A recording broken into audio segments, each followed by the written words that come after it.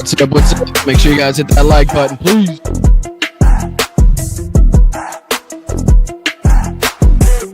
I'm standing up here bashing the living shit out of Nazis. Fucking Nazis. Brian, yeah, you're drunk. You're drunk.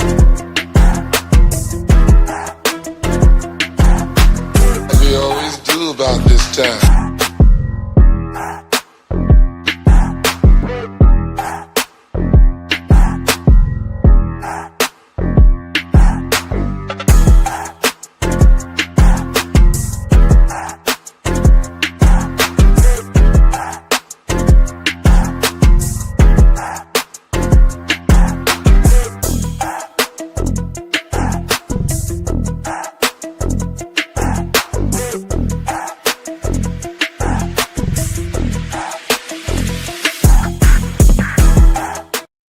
All right, guys, what's up? What's up? What's up? Appreciate you joining me once again. I'm Boston Brian. This is Blunt Politics. Make sure you hit the like button, subscribe to the channel like we always ask you to do.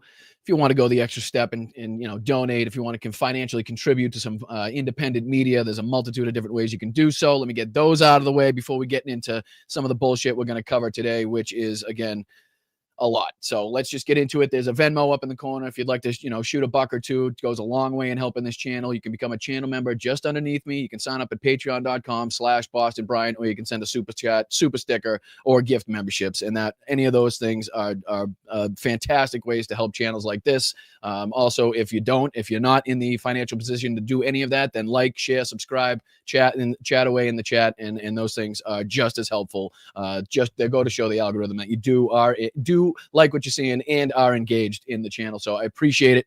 Lots to get to today. I know a lot of people have been talking about it in the chat, just the visuals of the East Wing being demolished. We'll be talking about that. But before we get into a little bit of the stories we're covering, let's say hi to the chat. So first off, thank you to the mods. Appreciate you guys, as always, for your time, your energy, and keeping that chat a safe place. And then thank you to everybody in the chat, as always, for continuously showing support for the channel. Butterflies are free. Denise, Andrew, Pam, thank you so much. Tanya, thank you so much. Tiff, you guys are amazing. Thank you, Karen, Flipper. I appreciate you guys. All, Dawn, you guys are amazing. Roxanne, El Rondo, the Soulcraft, Tamra.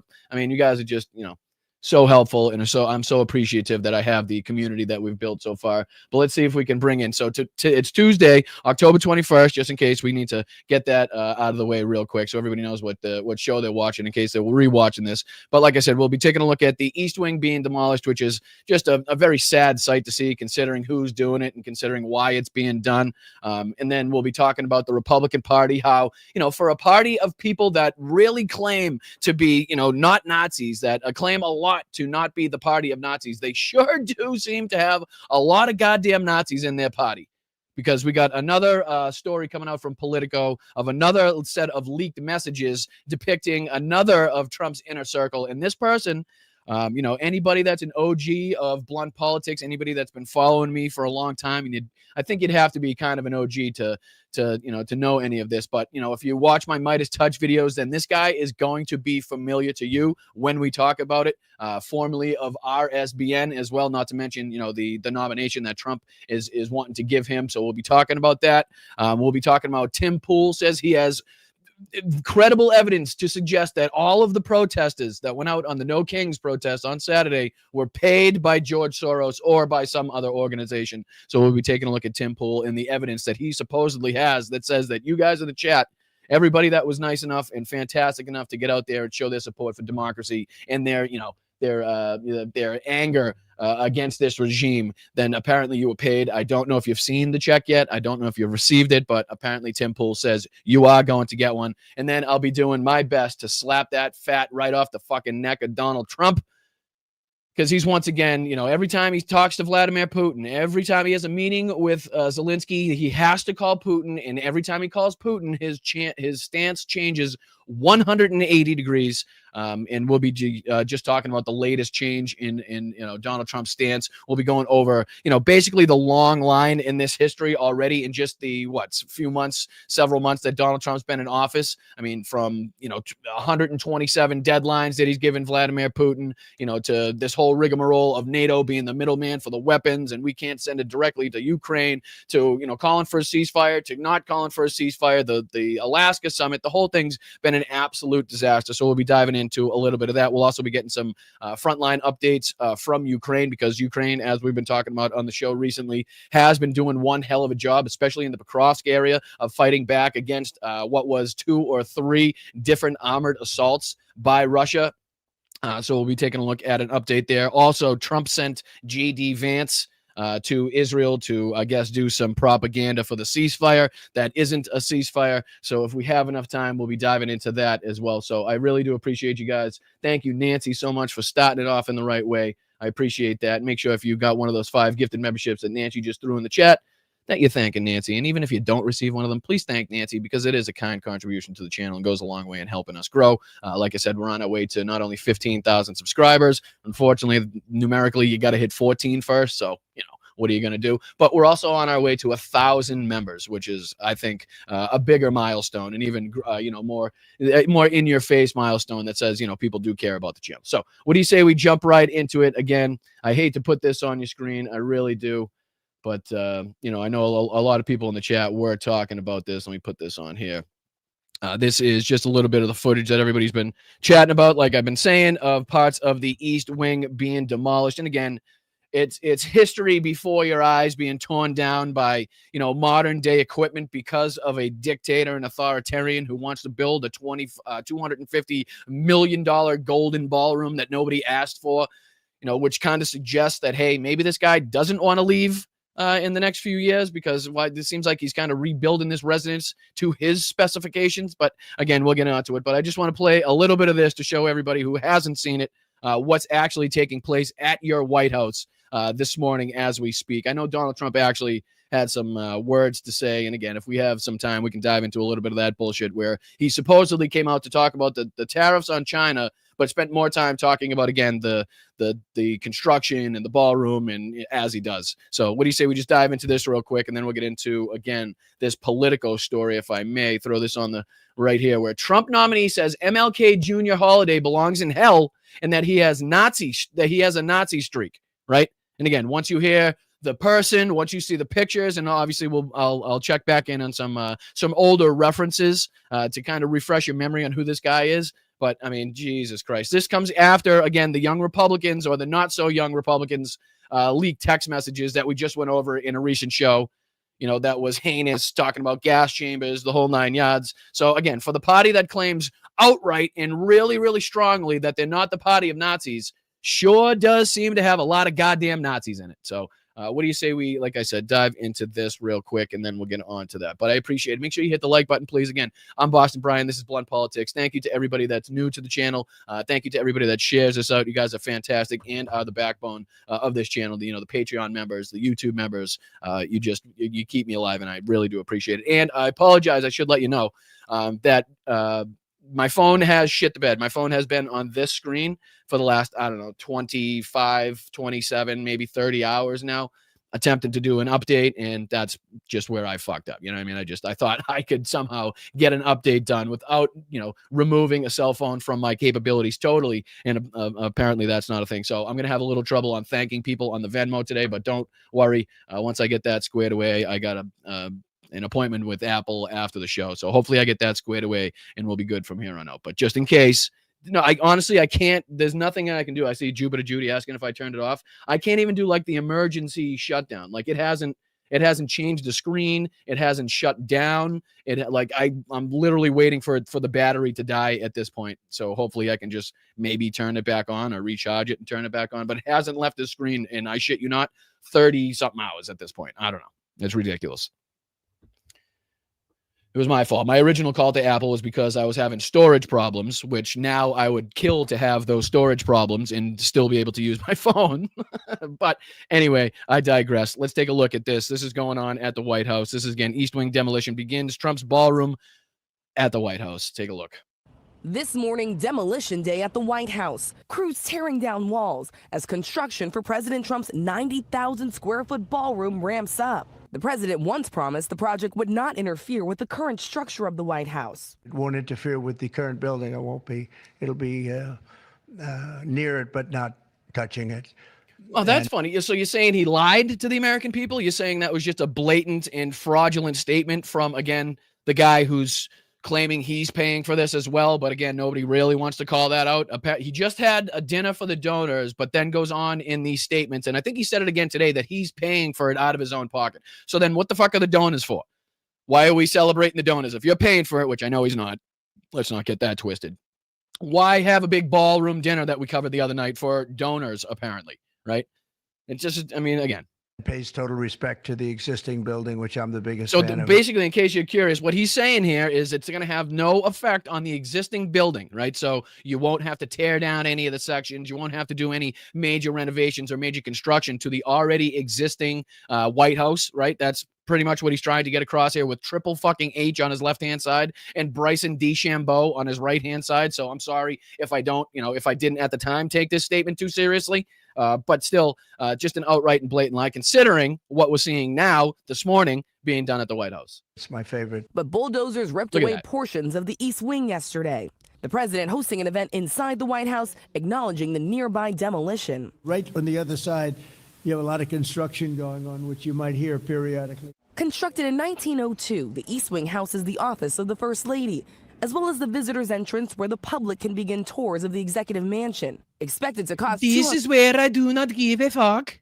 This is where the residence I do not give a fuck in. I do not give a fuck about nothing, and this is the residence I do such in. $150 million, the ballroom will be larger than the White House residence itself and able to hold nearly 1,000 people. Larger than the White House residence itself. Good. Oh, thank you, Rox. Thank you so much. I see those 5 gifted memberships going by. I appreciate that. Thank you so much, guys. And, if you're new to the channel and you do send in a financial contribution or a super chat or anything like that, make sure you stick around to the end of the show because I give a shout out, I highlight and give my appreciation to everybody who, again, sends a super sticker, even reaches a milestone that you can give a free chat in the chat in. No matter what it is, I make sure that I highlight and appreciate and support and give you the shout out that you deserve for supporting the channel. So just want to let everybody know, just in case it sneaks by me as we're discussing some of these topics. President Trump insisting it's entirely funded through private donations. The president claiming, without providing any evidence, that he's paying for some of it himself. But Democrats are slamming the key part of that whole statement being without any evidence, right? So I wish they highlighted that part a little bit more, but what are you going to do? Ballroom's construction amid a 3-week government shutdown and calling for President Right. Now, Trump. just tell me, again, we talk a lot about optics on Blunt Politics. Like, we talk a lot about how the office of the presidency, you're dealing a lot with optics. And even when you're meeting dignitaries and heads of state, like, a lot of it is pre-planned on how it's going to look, who's going to come from what angle, how you shake hands. Like, a lot of it is optics, right? So, again, what are the optics here? What is this? What is the message this is sending to the American people as the government is currently shut down? As federal employees are not getting paid, as there's like fucking robbing from Peter to pay Paul trying to go on to see if we can just get the military the checks that they deserve. And they're building and tearing down the White House. And he's celebrating this to build a $250 million golden ballroom. Like, does anybody see the optics and how this may be a problem or would be a problem for any other administration, any other president? And I'm talking about Republican or Democrat. If you were to go in during a government shutdown and say, yeah, start fucking doing this, extensive renovation at this moment in time to build a ballroom, like they would be fucking hung from the public square, metaphorically. It would be unreal, the bashing that the office would take if they were to undertake this. If this was Joe Biden, like, forget about it, ladies and gentlemen. To stop. He should stop the wreckage of the White House, creating this Marie Antoinette ballroom for the billionaires and the CEOs and for all of his friends.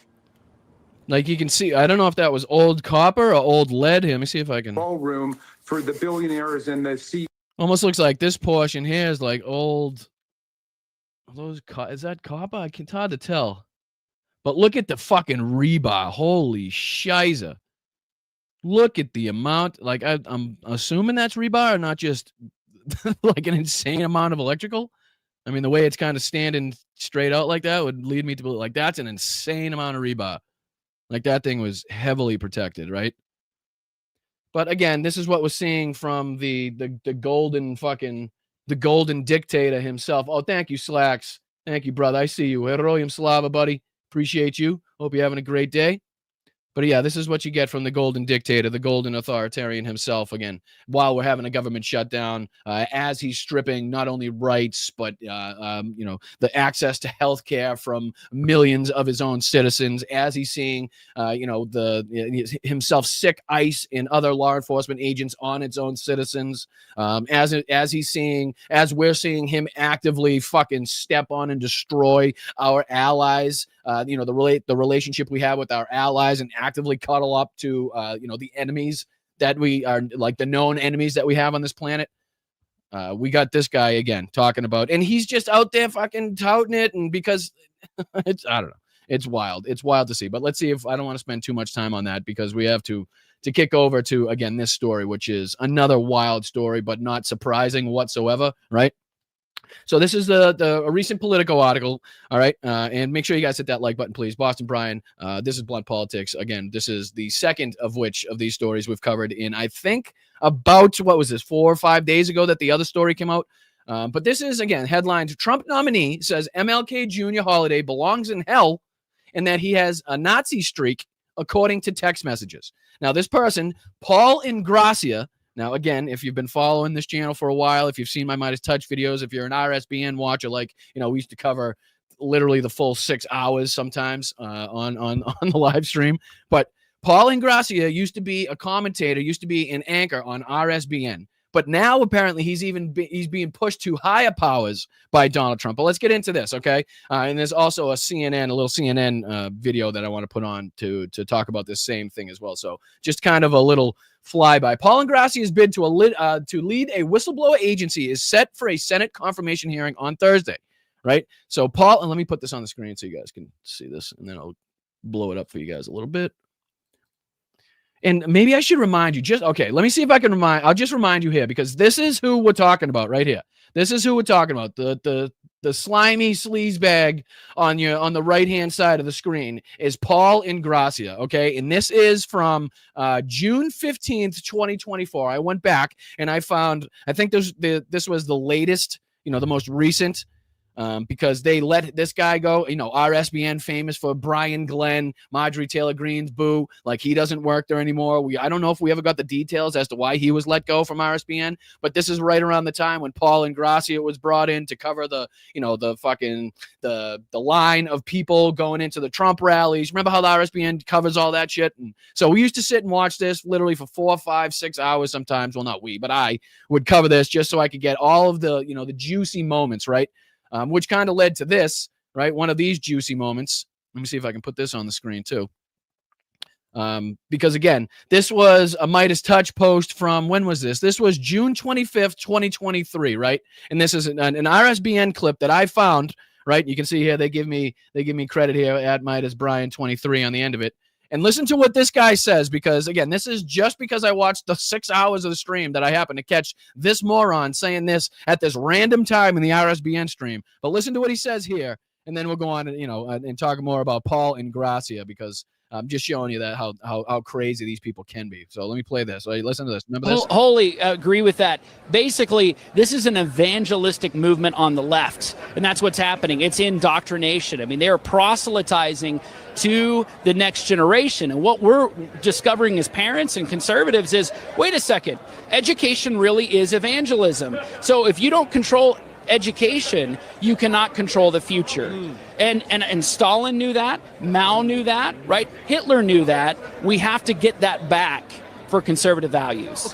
So Mao knew that, Hitler knew that, Stalin knew that, and we have to get that back for our conservative values, right? And I was like, I'm sorry, what did he just say? Did he just, like, the 3 people he just named? I can't even tell you how many people total that they're responsible for the deaths of, right? And that's what he says. And then, you can see here, Midas Touch says, while right-wing leaders continue to tout Stalin, Hitler, and Mao as examples of the direction they want to take this country in. This was Liberty University's Ryan Heffelbein at the Faith and Freedom Coalition Gala saying, again, exactly what we just heard him saying. But that just leads to, again, more people like this. So that's just kind of showing you the type of people that RSBN put on their screens that don't mind hiring. And again, this Paul fucking DeGracia, whatever his name is, isn't that the show that Drake was on? Anyway, I digress. But let's take a look at this, and just a little section. Just a little section here from Paul. You can hear him talk. He's the most awkward, uncharismatic. Listen here. I mean, this is one of the biggest conservative events of the year. It's in a crucial, critical battleground state in the Motor City. He can't look at the camera for more than 2 seconds. Like, he's one of those people that feels like the camera's looking back at him the whole time. Like, he was shit at this. Not that any of them are good at it, but some of them are better than others. You got to, at least a little credit where credit is due. But this kid had absolutely no skills whatsoever. In Detroit, so everyone's excited. He can't stand looking at the camera. Presence through the roof. Absolutely. You hit the nail right on. Awkward, that smile, like I want to die inside right now, but I'm on camera. I really got to poop. Oh, God, do I have to poop?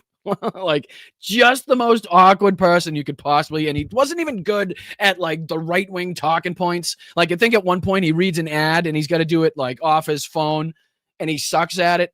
Like, on the head, an energized crowd. It's a... Ready? Let me see if I can, one of these pots where you had to...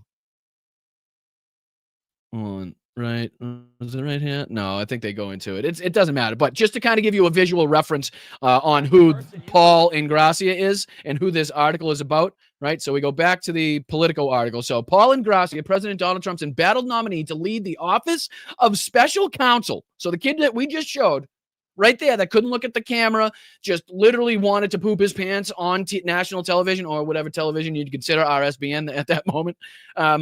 He wants him to lead the Office of Special Counsel, told a group of fellow Republicans in a text chain the Martin Luther King Jr. holiday should be, quote, tossed into the seventh circle of hell, and said he has, quote, a Nazi streak, according to a text chat viewed by Politico. Ingracia, who has a Senate confirmation hearing scheduled Thursday, made remarks in a chain with a half dozen Republican operatives and influencers, according to the chat. MLK Jr. was the 1960s George Floyd, and his holiday should be ended and tossed into the seventh circle of hell where it belongs, end quote. Ingracia wrote in January 2024, according to the chat.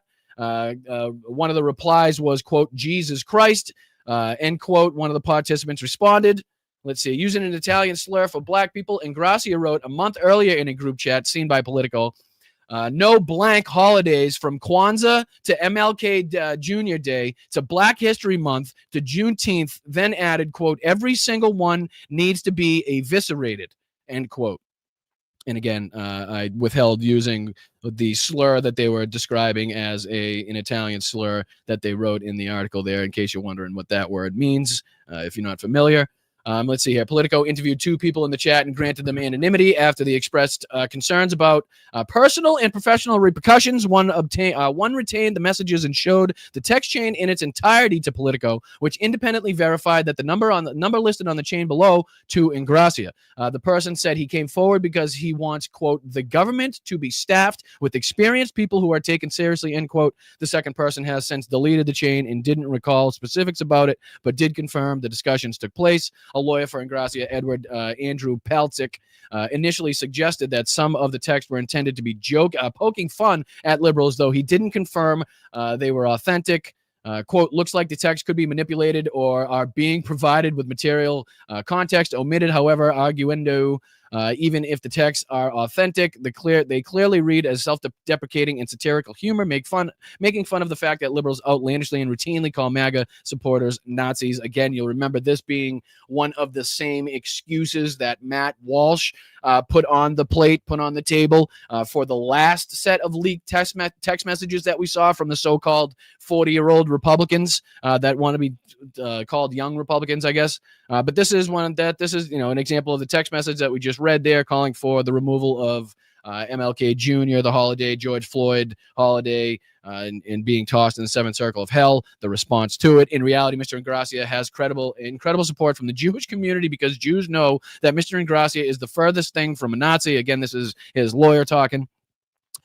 In subsequent statement of Politico a few days later, Politics called out anonymous critics trying to hurt Ingrassia in this stage of AI authentication of alleged leaked messages, yada, yada, yada. In May 2024, the group was bantering about the Trump campaign staffer who had been hired in Georgia and was working on outreach to minority voters when Ingrassia suggested she didn't know enough deference to the founding fathers being white. Didn't show enough deference to the founding fathers being white, according to the chat. Paul belongs in the Hitler Youth with the Gruppenführer Steve Bannon, end quote, the first participant wrote in the chat, referring to the paramilitary rank in Nazi Germany and the Republican strategist, referring to Steve Bannon. Politico is not naming the participants to protect the identity of those interviewed for this article, but the person says Paul belongs in the Hitler Youth with Obergruppenführer Steve Bannon. And then Paul, in response to that, wrote, I do have a Nazi streak in me from time to time. I will admit it. Now, how that is in any way to be suggested or deemed as like a joke made in reference to liberals calling Republicans Nazis, I'd like to hear that somehow in the court of law be fucking, as an argument, because I don't know how you could possibly draw a straight line from one of those things to the other things. Quote, I do have a Nazi streak in me from time to time, I will admit, Ingrassia responded, according to the chain. One of the people in the text group said in an interview that Ingrassia's comment was not taken as a joke, and 3 participants pushed back against Ingrassia during the text exchange that day, referring to white nationalist Nick Fuentes and the, quote, Live from America show on the video sharing platform Rumble. A second member of the group replied, quote, new LFA show coming starring Nick Fuentes and Paul Adolf Ingrassia, end quote, to which Ingrassia wrote back, quote, LMAO, according to the group chat. So according, showing that they continued with the same premise of the conversation, and there was no mention whatsoever there's just being some like a joke in reference to liberals. The existence of the messages comes as Ingrassia's nomination to lead the Office of Special Counsel just blows my mind to say, an agency that investigates federal employee whistleblower complaints and discrimination claims, among other sensitive work.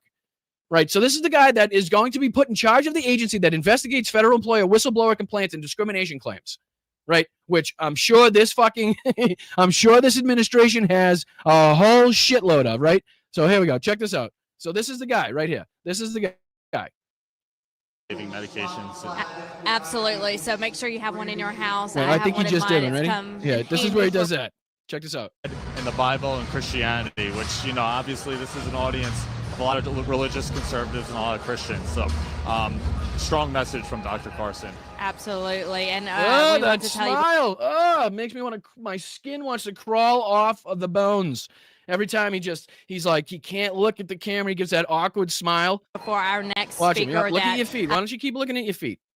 We don't have a healthcare system here in America. We have a sick care system. Big Pharma is trying to take so again, just a small snippet, small example of the person that Donald Trump wanted to be put in charge of the I guess the administration, the part of the administration that investigates the federal employee whistleblower complaints and discrimination claims. But I know, again, I digress.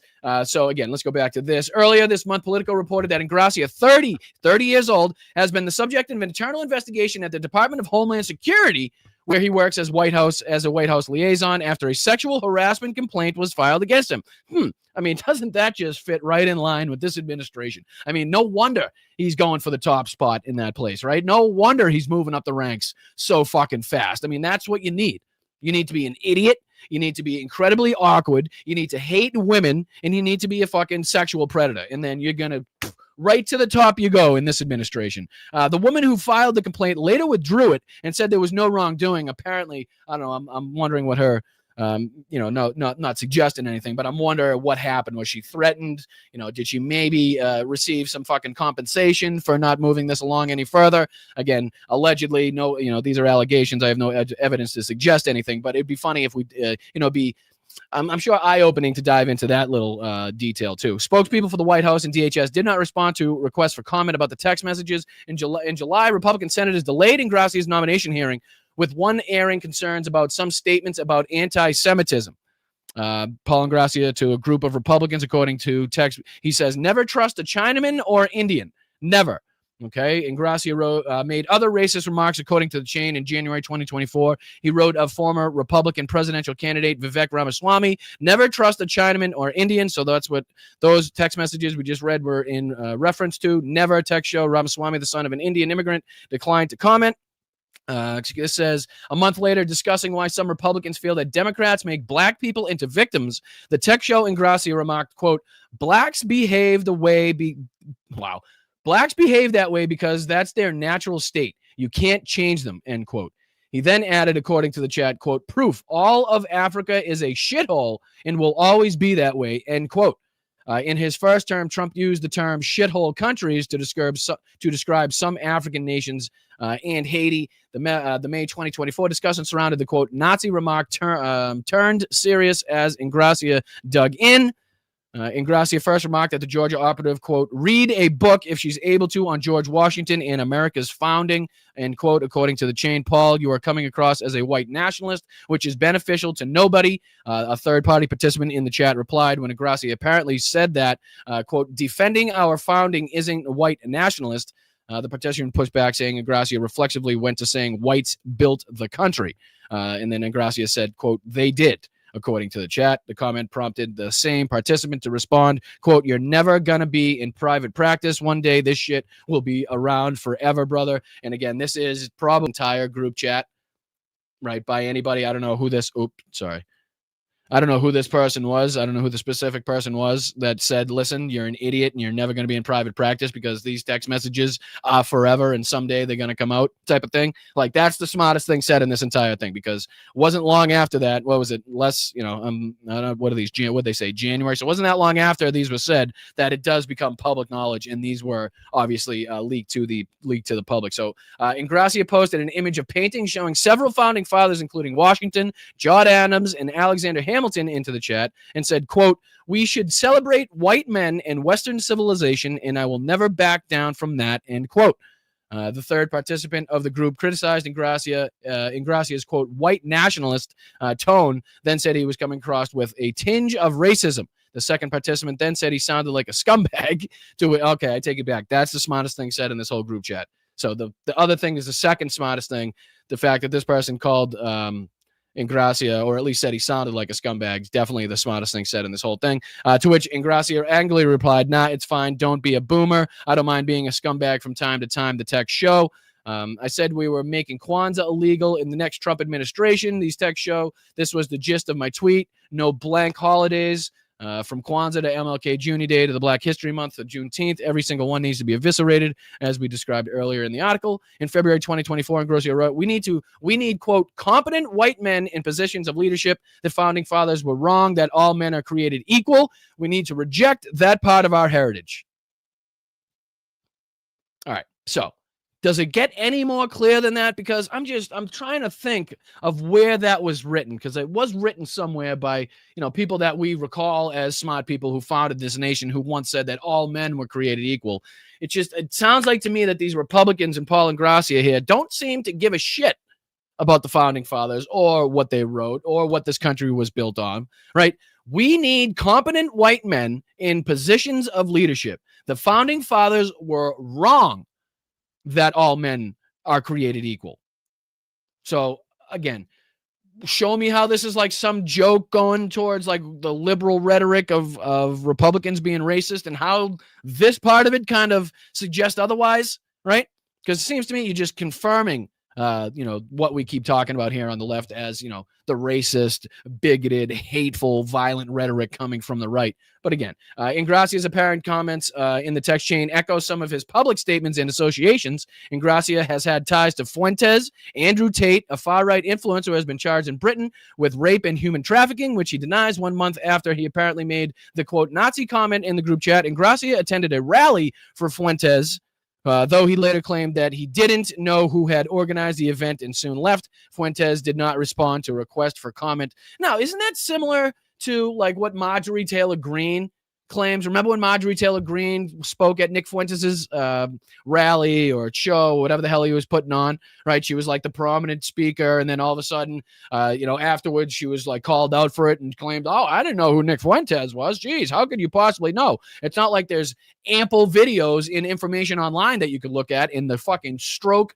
one stroke and one click of a mouse to figure out in about 2.5 seconds who these people are.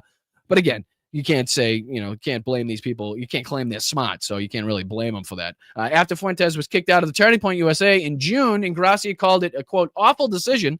He also called the Israeli-Palestinian conflict a psyop a week after the October 7, 2023 Hamas attack. In March 2023, he said that the education should focus on helping, quote, elevating the high IQ of your demographics so basically young men, straight white men, end quote. And in December 2023, Ingrassia declared on X, exceptional white men are not the only builders of Western civilization, but the ones most capable of appreciating the fruits of our heritage.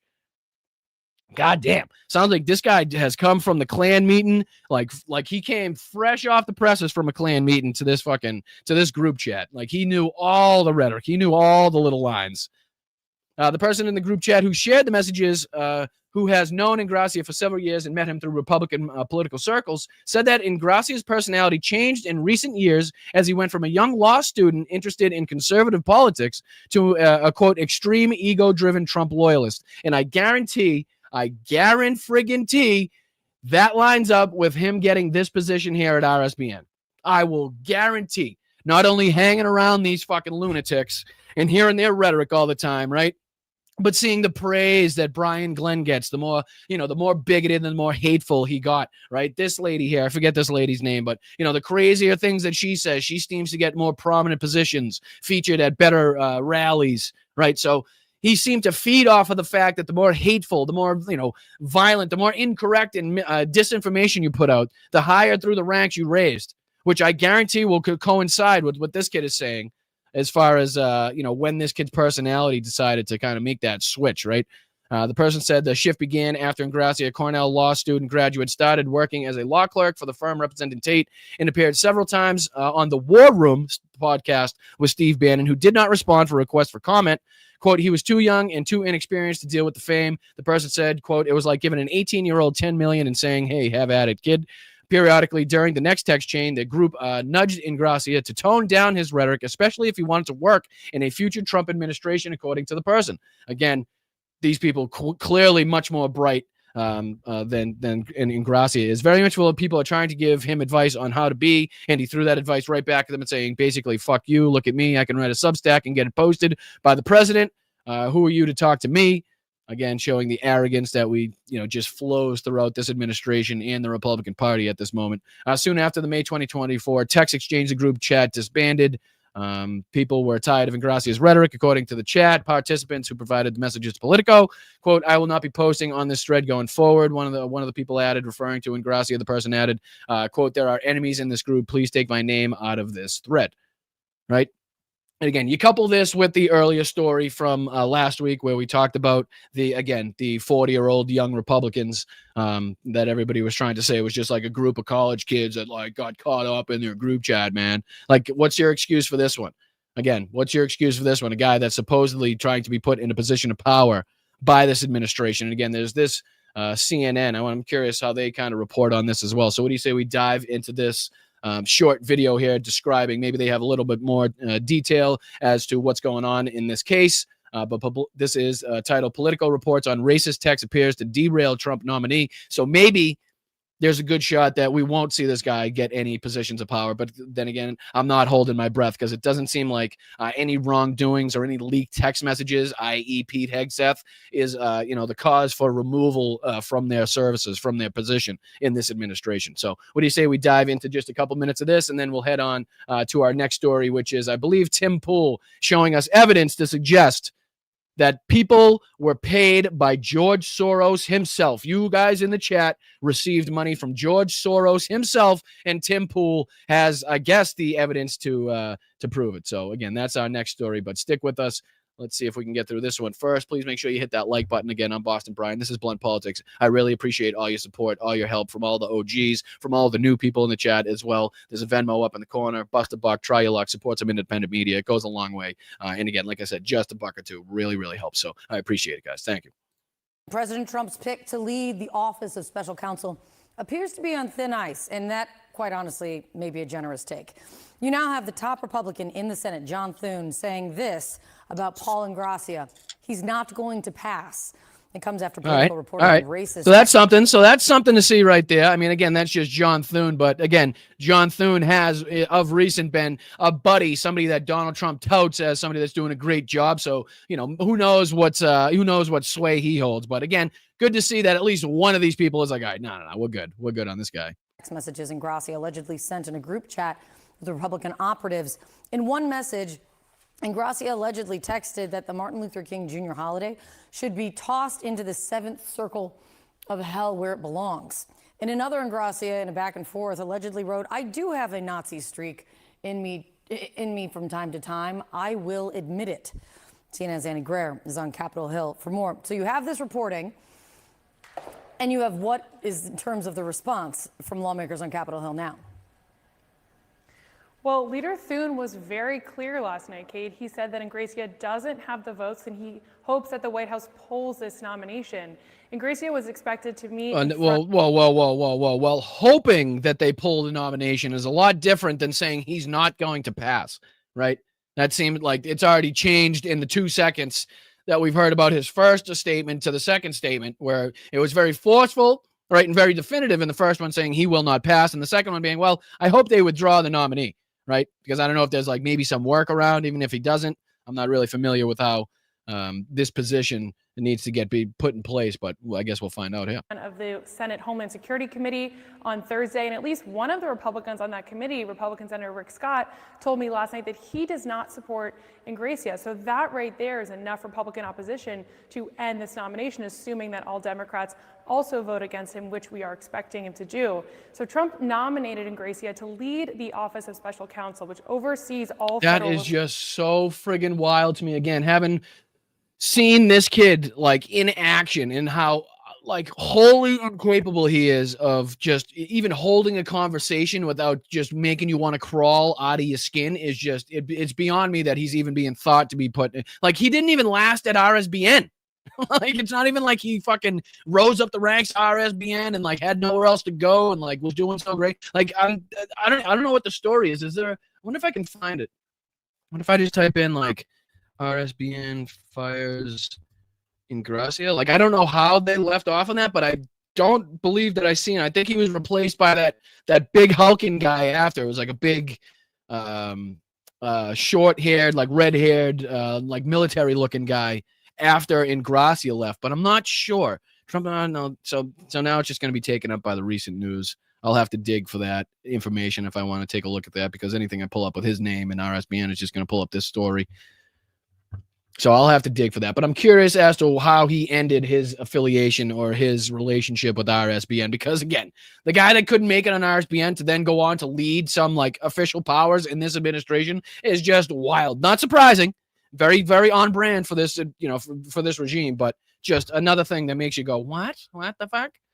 Whistleblowers and civil servant laws. And again, that just gives me all the more reason to play this, right? All the more reason to play I'm this. standing up here bashing the living shit out of Nazis. Fucking Nazis.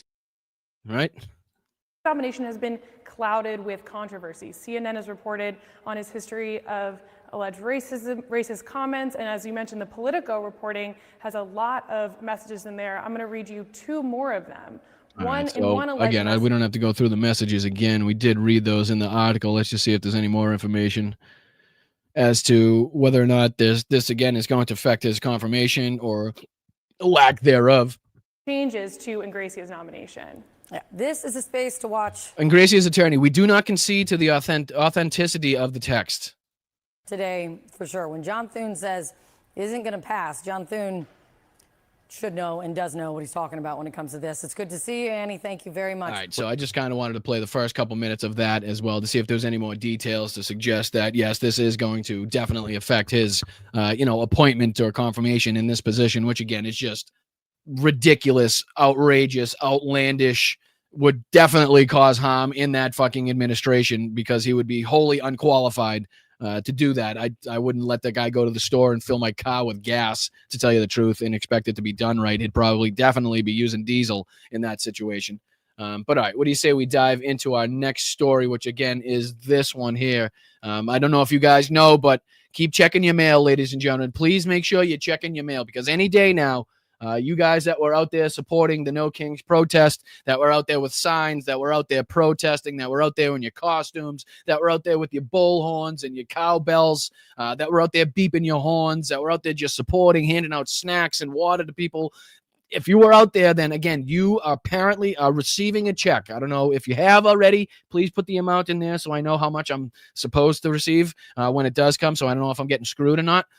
But again, make sure you're checking your mail, because Tim Pool has the evidence to suggest that George Soros is funding and has funded the entirety of the No Kings protest. So let's see what information Dim Fool Thumbelina here has to talk about and what he has to discuss. I appreciate it, guys. Make sure you hit that like button. Again, we don't have to get through a ton of this, because I'm sure this is going to be utter bullshit as well. We can get on to our other stories. We got Trump's ridiculous bullshit, which basically the main story here, which is some of the stuff that he says in this, basically pertaining to Ukraine. We also have some frontline updates and another CNN clip here talking about Trump getting into a shouting match with Zelenskyy. So I want to talk about that reporting as well. And then we got another video here from Preston Stewart talking about how embarrassing it is, this latest and most recent flip that our country is doing, again, to support and give Russia just the extended amount of time it needs to prepare or do whatever it needs to kill more Ukrainian citizens, which is the only thing that Donald Trump has accomplished so far. But what do you say we get into a little bit of this Dim Fool video and see what he's got for us? Because I'm dying to know how much money I'm getting, ladies and gentlemen. I want to know what that check is going to be. I'm excited. Let's dive into it. George Soros funding the No Kings protest. Well, we recently got a document showing all of the different NGOs, all of the funding they received. And I wonder, you know what? I wondered, if this, I probably should play this first. You know what? I will. Let's play just a little bit of this first, because it's what Donald Trump says in this clip here that, again, leads Tim Pool to have his rhetoric, right? That allows Tim Pool to have his misinformation and the disinformation that he pulls off. So what do you say let's dive into this? I think it was somewhere around this area. I'll see if I can just get this clip, pertaining to what Tim Pool was saying, and then we can dive back into Tim Pool, and then we can check out the rest of what Donald Trump said in this clip afterwards. So let me just see if I can find this, where he was questioned on the No Kings protest. Spectacular. We want to have great crime-free cities. So give me a second. I think it's somewhere in here. But all I want is crime success that we had. The stores and restaurants were closing. Came from, yeah. You said you're going to South Korea and potentially meet with China. I am. That's right. Can you tell us more about your goals for your trip to Asia? Where else you may be going? So it's somewhere. Money and tariffs, like where to, do you think? Depends. I mean, we'll have to see. I want China to stop. Our farmers have been with Argentina, the bail swap. So benefiting Argentina more. I think they're fighting so hard. All right, and everything's down. The one thing in a place, although I must tell you, if you take a look now, South America is turning. Come on, sorry, I'm trying to find where he's good. It's pretty amazing. I'd have to get back. What is the next step? Because we're going to be determined. All of that's being. What's the holdup? Well, we reached a Harvard, so they start. Who do they use? Just do it again. And if they do what? On the Virginia gubernatorial race, that's an. She should win because. Where the fuck is it? I know he's questioned about it. The state, but it is. And a big thing with that race is. Come on. Yeah, it's terminated, and that's even close. Administration right now is not sending funding. Right now, there is no funding. The left lunatics. Oh, here they go. Here we go. I guess it was paid for by. And I looked at all the. I think it's a joke. All right, so this is where Trump is questioned on Air Force One. Again, you can see the date up in the left-hand corner. My apologies, I had to find that, but I didn't want to make you watch this whole thing just to get this one part pertaining to Tim Pool's video. But, so, I got the part here. This is October 19, 2025. You can see the date up in the corner, and he's asked about the No Kings protest. And again, this is what gives Tim Pool the idea, the ability to bullshit like he bullshits. And listen to Donald Trump's response here. And I know it's kind of tough to hear. The audio from all of these are terrible, so I'll put the closed captions on. That way, just in case you can kind of, and I'll put it full screen. That way you guys can kind of see what he's saying here. What's your response to the protests over the weekend, the No Kings protests? So basically just asked, what's his response to the No Kings protest over the weekend? Joke. I looked at the people. They're not representative of this country. So the people, he says, that were out there, you guys in the chat, me, everybody that was representing democracy and supporting this country in the, the policies that it was founded on, right? Everybody that was out there does not represent this country. You guys hate America. The guy that posted a video of him literally shitting on America, quite literally shitting on his constituents, now wants to get the media to believe that it was the people out there, peacefully protesting and using their First Amendment right that were out there, and they don't represent this country. And I looked at all the brand new signs paid for. I guess it was paid for by Soros and other radicals. So there you go. So he says he took a look at all the brand new signs that you guys had. So he went around, he felt the thickness of your sign, he saw the quality of the paper, he saw the quality of the marker that you used, whatever Sharpie it was, he knew exactly how much you paid for that. And he knew that you couldn't afford that on your own. So it must have been George Soros. Must have been George Soros, right? So I think he goes on. It looks like it was. We're checking it out. The demonstrations were very small, very ineffective. Very small demonstrations, very ineffective. Now, any of the demonstrations that I showed on this show the other day, were they small? Any of them, whether it was Virginia, Chicago, New York, Boston, North Carolina, any one of them that I went to that we drove, that I showed you guys here from SoCal, right, from Orange County, like what was any of them small? I mean, how long did that procession go on just from the one that I showed you? I mean, that was remarkable in its own right. So to suggest that it's just utter propaganda, right? You didn't think he was going to say anything else, but he goes on. And the people who were whacked out, when you look at those people, those are not representative of the people of our country. Right. So basically where he says that he's taken a look, I'll go back here. See where he says he's checking it out on the bottom here? It's the left lunatics. It looks like it was George Soros. We're checking it out. So basically suggesting that they're doing some sort of investigation into who was funding, the people and the protesters that went out there. Right. Everybody's in the chat's like, oh, Soros owes me. Like, he owes me. I ain't got nothing. No, I know. Believe me, we know. We're being a bit facetious here. But, just to prove a point that it's ridiculous to suggest that George Soros himself, even George Soros has enough money to continuously fund millions of people to get out there and protest. Again, if he's not receiving anything, or like, how is he getting, like, I know he's got buku bucks, but that people have buku dollars because they don't throw it away, for nothing, The demonstrations were very small, very ineffective. Right. So then we'll go back to Tim Pool. And again, you'll hear a lot of Donald Trump's rhetoric that he just said, that you just heard on Air Force One, coming directly from Tim Pool, right? Which just goes to show how the propaganda flows from the top of the hill, from the top of that shit hill, right down from Donald Trump to the fucking Republican and conservative commentators and the people online and the podcasters. And that's how they get all these messages out there. Right? We always talk about, what do they get? Like this memo in the morning? Like, how do they all have the same bullshit, talking points that they're all discussing? It's crazy. Well, this is how they just go straight from the top. It doesn't matter if they researched it. Doesn't matter if it's factual. It doesn't matter if it's mis or disinformation. They just say it. And if you say it enough times, eventually their supporters will believe it. And then, there you go. You're in luck. But all right, let's start again. This is Tim Pool again, giving us more information, talking about the investigation or the fake investigation. There's no real investigation going on. Let's talk about it.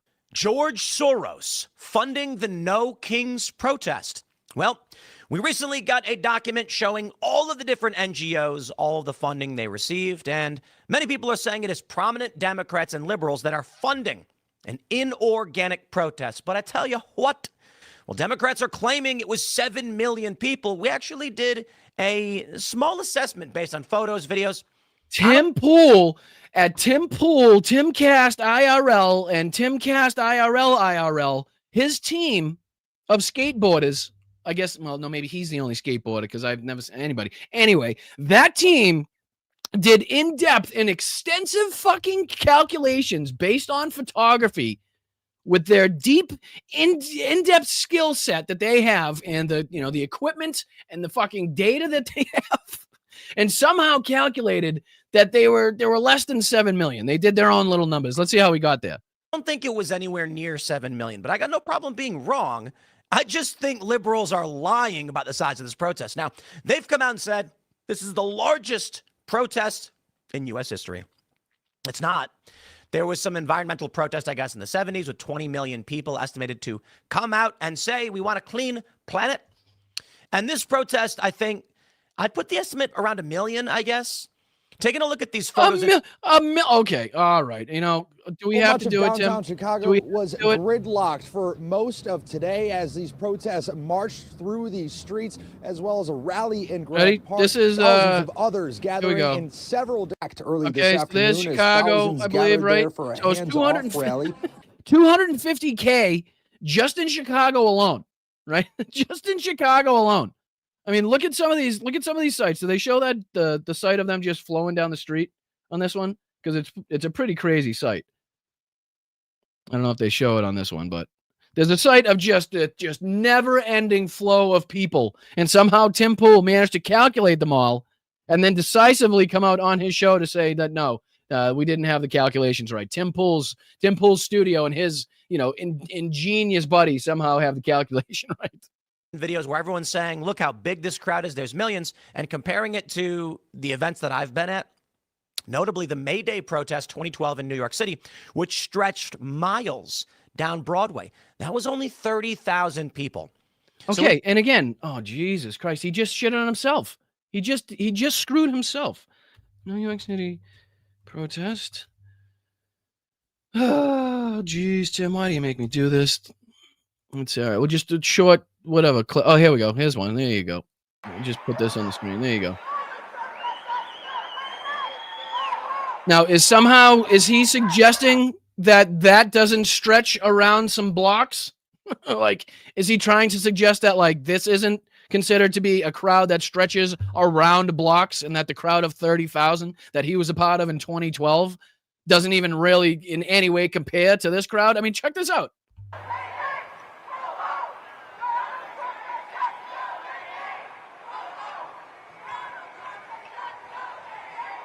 Still going. Still going. Still going. No, it's still going. No, yeah, nope, still going. Even bigger now. And then you get to the end. And okay. Now, Tim, go back to your calculations for me, please. You want to go ahead and calculate that one again? See these photos, we see these videos, and Democrats are dramatically overestimating, in my opinion, the size of these protests. But the question is, and what makes him think that it's like Democrats coming out with these numbers? Isn't it like, the mayor's office, the sheriff's department, the police departments that most of the time come out with the estimates of the people that were out there, right? The emergency services, and they can kind of calculate as to how many people they needed and how many people are out there, right? I don't know if this is like Democrats out there. We just kind of waited for the numbers to come in, and then we're like, holy shit, right? We knew it was going to be huge, but we didn't think it was going to be that huge. And again, this is just the beginning. Just the beginning. I tell you, just the beginning. What was it all about? Who was funding it? Was about getting Donald Trump's fat orange ass out of the White House before he causes even more damage on the world stage. Before, more than, I think, what is the reported number? Something like almost 200 American citizens, U.S. citizens, have either been deported or rounded up or locked up or incarcerated through ICE's fucking illegal, unconstitutional, and violent acts and policies that they're putting in place now. Again, just like the racist policy that was put in place by Dwight D. Eisenhower with the racist name that, again, a lot of U.S. citizens got caught up in and was deemed a failure, and the number that they originally reported was nowhere near the number of people they actually deported. Again, adding in the fact that U.S. citizens were deported to, random parts of South America, never to return, is a big fucking problem. But go on, Tim. And is it really George Soros? Well, the Trump administration says they are going to be investigating these No Kings protests. Hey, have at it, Chief. Have the fuck at it. Many people are facing serious federal charges, notably a man who was telling people to buy guns to kill ICE. A scary thing. And again, what does that have to do with the No Kings protest and anybody else for that matter? Like, what does that have to do with anything? It was only a slight degree worse than what Don Lemon said. Now, Don Lemon, for those that don't know, he had come out last week or a couple weeks ago and said that people should take up guns in the event that ICE comes to black bag you. I'm paraphrasing. What he said was, if you're a black or brown American and people are removing you from your homes without due process or kidnapping you or whatever, that's what the Second Amendment is for. Okay, I'm sorry. And you, the staunch defender, supposedly, of the Constitution, the staunch defender of the Second Amendment, representing a party that has the most staunch defenders, supposedly, of the Second Amendment and the right to bear arms, right? You're going to sit here and try to tell me that you don't agree with the fact that if somebody was trying to kidnap you from your home, if somebody broke into your home illegally, if somebody was, again, trying to cause you physical harm without being, following a legal process, that you don't, now all of a sudden we don't have the right? We don't have the right to the Second Amendment? So you're arguing against the Second Amendment now. Okay. So in the last show, he argued against freedom of speech, if you remember. If you didn't remember that, go check out the last podcast where we actively, and accurately call out the bullshit and how he just says with his own mouth, he does not care the fact that, visas are being stripped away from people just because they weren't sad enough that Charlie Kirk got his neck blown out. Right. So this is just the next thing on the list of the hypocrisies of Tim Pool. The things that he, supposedly supports and defends and believes in, actually doesn't give a shit. Doesn't care as long as it keeps him in the spotlight, as long as he keeps on the right side of MAGA and on the profitable side of the Trump administration. He'll say whatever. He don't give a shit. Well, the issue is that's technically not correct. The argument would be, if a strange criminal man is breaking into your house to kill you or kidnap you, you defend yourself. And that strange criminal man being a guy in, a face mask with fucking a loaded weapon in body armor that's trying to, again, illegally and unconstitutionally remove you from your premises, your safe place. That's not a justifiable reason. And again, it's random and pretty hypocritical for the people that seemingly back the use of weapons and your legal right to the Second Amendment at any and all points, especially after school shootings. It's funny that just in this instance, you'd be talking about it as a bad thing. Seems, again, pretty antithetical to every single other point that you've tried to make on this issue. Insinuating duly sworn law enforcement officers enforcing the law for which... Again, that's not proven in all situations. Again, a lot of people in a lot of videos I see asking for identification, asking who these people are, and again, getting nothing in response. So if you don't fucking identify yourself, who am I to say that you are or aren't somebody, right? So again, that's a little fucking stick in the spokes of your bicycle there, Tim. That's a little problem that you see, that you're facing right now, because they aren't identifying themselves in a lot of these cases. The American people have elected a president to enforce. He's saying that is kidnapping. And that's how insane things are getting. Well, let's take a look at these funding sources and where we're currently at now. Please, let's go. We have this story from Newsweek. President Trump said his administration is probing whether the billionaire philanthropist George Soros... And again, this is quite literally a meaningless, useless Newsweek article based solely on what I just played for you from Donald Trump. That's what this is. This is that one statement that Donald Trump said we'll be taking a look at it, and that he claims that Soros fucking was funded it. This is that one fucking soundbite taken by Newsweek and made into an entire article speculating what's going to happen with the investigation. Just repeating what Donald Trump said in different words. There's no answers in here. I can guarantee it. The radical left lunatics helped to fund the No Kings protests on Saturday. Through his foundation, Soros has heavily funded progressive causes across the world, including the U.S., and become a bête noire of the conservative, I'm probably pronouncing that wrong, right. Trump has also recently designated the far-left Antifa movement as a terrorist organization. Okay, so that gives us absolutely no information so far, really. Through his foundation, Soros has heavily funded progressive causes around the world. Okay, so what does that have to do with No Kings? What does that have to do with sending direct payments to the people and the protesters that were out in the streets? Absolutely nothing is the answer to that. I guess the protest was paid for by Soros and other And again, this is just repeating Donald Trump's statement on Air Force One, in hopes or in the need of having just something to write an article for, right? So whoever wrote this, I don't know who wrote this, was desperate and had absolutely nothing else going on. Slow news day at Newsweek is what you might call it. left lunatics, Trump told reporters on board Air Force One as he traveled back to Washington, D.C. from Florida on Sunday night. It looks we got that point. We got that. We don't need to see it. We already heard it.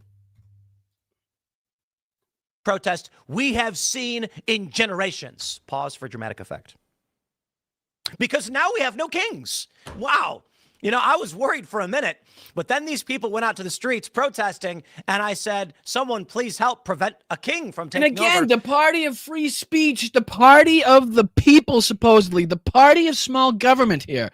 The party, now he's actively demeaning and denigrating and, making fun of people actively and peacefully engaging in their First Amendment right to protest this government, right? So now he doesn't even care about that. Right?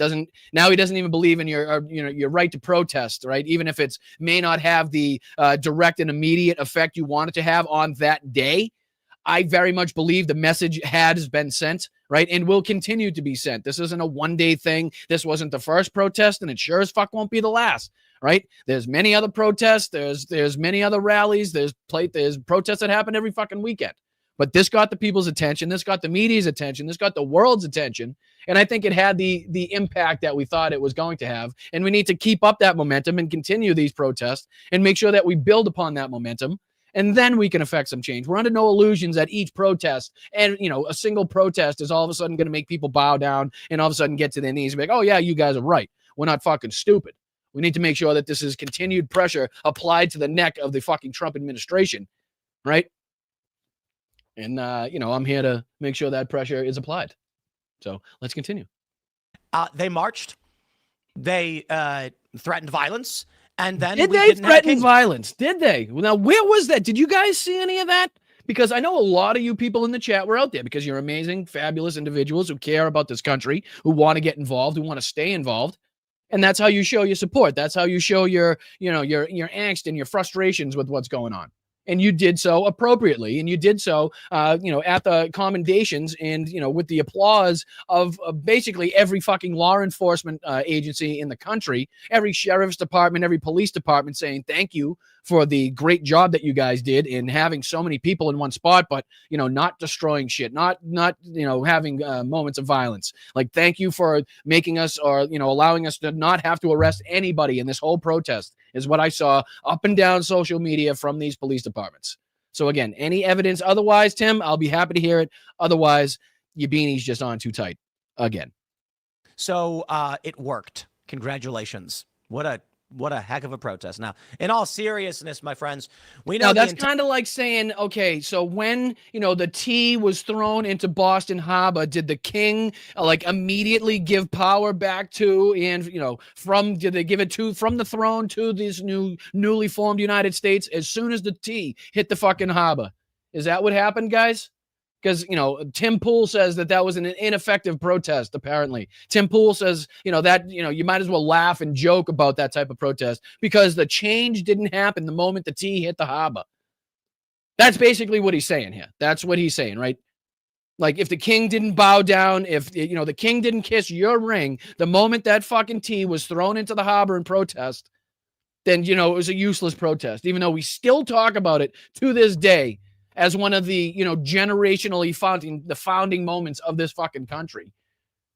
Tim Pool suggests and will continue to suggest that, your voice means nothing. The power that you hold in this country means nothing. Again, coming from the people that support and vote for the party that is supposedly for small government and for the people and yada, yada, yada, and all the horse shit. But they're not. Intention of the protest is to create public perception. The reason why they want these photos, the reason why they're claiming 7 million, which is a lie, is because they want people to believe. And again, where is this investigation that you did, Tim? Where's the numerical data? Where's the statistical evidence to give me that you guys did in the background with these, with the fucking, I don't know, the systems that you guys have in place to take all of these videos in and calculate how many people were there? Can you give me just anything to combat that number? Because even if it was 5 million, right? Even if it was 5 million, or you might even screw up and pull a Donald Trump and be like, hey, we might need to recount that state again. And then when you do, you found out that Joe Biden won by even more votes than you thought before. So this could be, eventually, it could be fucking 10 million, But, I think just people on the low end were like, we'll just say 7, right? Let's just say 7. But, 5, 10, it's a lot of goddamn people. They have the moral majority. They want you to fear that if you oppose them, they will destroy you. You see, Donald Trump won the popular vote. Crazy, right? They didn't like that very much. So then they, of course, start claiming that, it's because Biden had to drop out. If only Kamala had more time. And they're saying, well, he may have won, but his polls have dropped immediately. They started making memes, fell for it again. Well, is that not the case? Is his approval rating? What is his approval rating right now? Let's see. Trump approval rating. Trump's approval rating edges up despite Americans blaming Republican shutdown, Reuters says. Let's see here. Donald Trump's approval rating from The Economist. 274 days in the term, the president's net approval is minus 15%, up 0.3%. It's bad when you're minus 15% overall, but even that's up 3%. Since last week, 40% approve, 50%, 55% disapprove. Let me share this tab on the screen. Is that what you guys are seeing? Let me just make sure this is what you guys are seeing. Yeah, all right. Just wanted to make sure. So 274 days, 55% disapprove, 5%. I don't know who the 5% are. They're not sure. That's kind of crazy at this point. But there was also a poll that I believe Midas Touch was pointing out this morning, talking about like how many people would rather would trust Democrats over Republicans to, and if I'm getting this wrong, forgive me, but I believe it was like, to turn the economy around. But if I'm getting that wrong, let me know in the chat. It was on, I believe, one of the videos this morning out of Midas Touch was one of these other polls that Tim Poll is clearly misrepresenting right now. An award where they're posting people wearing. Now, here's the thing. You may be saying, let me pull this up for you guys. Fell for it. Right, so, no, I'm not going to let him go on to further propagandize without evidence and pull up these bullshit sites. But again, just wanted to call out and let you know that Tim Pool, again, doesn't care about any of the amendments, any of your rights. Does not care about any things that he like previously espoused on his show. As long as it benefits him, Donald Trump, and the people that he put into office, he's people are allowed to stamp and trample all over your fucking rights at every single day, at every single turn. And Tim Pool will actively defend it at every single turn. But, let's get into, that's enough. You can only watch so much of him. But let's get into the rest of this video I want to show you. And this will bring us into our next story, which is obviously what's going on with Donald Trump's, reversal again in his defense of Ukraine, now going back on that and trying to pressure Volodymyr Zelenskyy into giving up the territory, all of the territory that Russia now holds. Again, this was after the Truth Social post that we covered on this channel, talking about how Donald Trump said that Ukraine had the ability to get back all of Ukraine and then some. Apparently referring to some of Russia. And that's like how much that has changed. The ceasefire used to call for a ceasefire, talk to Vladimir Putin, no longer calls for a ceasefire. Used to call, was at least discussing the Tomahawk missiles. Talk to Vladimir Putin, no longer discussing Tomahawks, right? So again, it doesn't take much, but there's a few moments in this, and we'll skip past and over a few of them. Oops, sorry, hold on. Tim Pool's playing back in my ear. I apologize. But yeah, we'll skip through a little bit of this one. I won't force you to go through the whole thing, but there are a few moments here that I think we definitely should pay attention to. Now, one of them is I'm kind of confused as to he's asked here right off the bat seemingly about an Israeli strike in Gaza. And he kind of seems to know what the lady's talking about. But then at the end of this same interview, he's asked by another gentleman about a strike from the Israelis into Gaza. And you can tell Donald Trump has absolutely no clue what the guy's talking about. Tries to play it off like, oh, yeah, we're investigating that. That's being like looked at and stuff. But clearly he was like, I have no idea what you're talking about. So not even up to speed on his own ceasefire. Right. But let's take a look at this. And then again, we'll go on to some of the reporting here of Donald Trump's changes that he's made recently, again, in the rhetoric with Russia. And then that the reporting of the apparent yelling match between Zelenskyy and Trump. We'll take a look at the CNN article, the CNN clip. Take a look at that. So, what do you say we hop into it? Again, we're only going to get through a little bit of this, and then we'll hop right into the other story. So, thank you guys. Hit that like button. It's very, very important that you do the most important thing, and then subscribe. It's free. One button. You can hop right out of the chat. Hit subscribe. Again, watch. If you do like what you're seeing, if you like what you're hearing, if you find yourself coming back, whether or not it's because of the fine people in the chat or because of what we discuss on the show and the evidence and the facts and the truth that I hope I'm presenting to you, then please make sure you hit that like button. Make sure you subscribe to the channel at the very least. So thank you guys. Let's take a look at this. Oh, geez, he's hunched over, huh? Man, right off the bat. What's he coming out of, the shiter? You just take a shite? Okay. We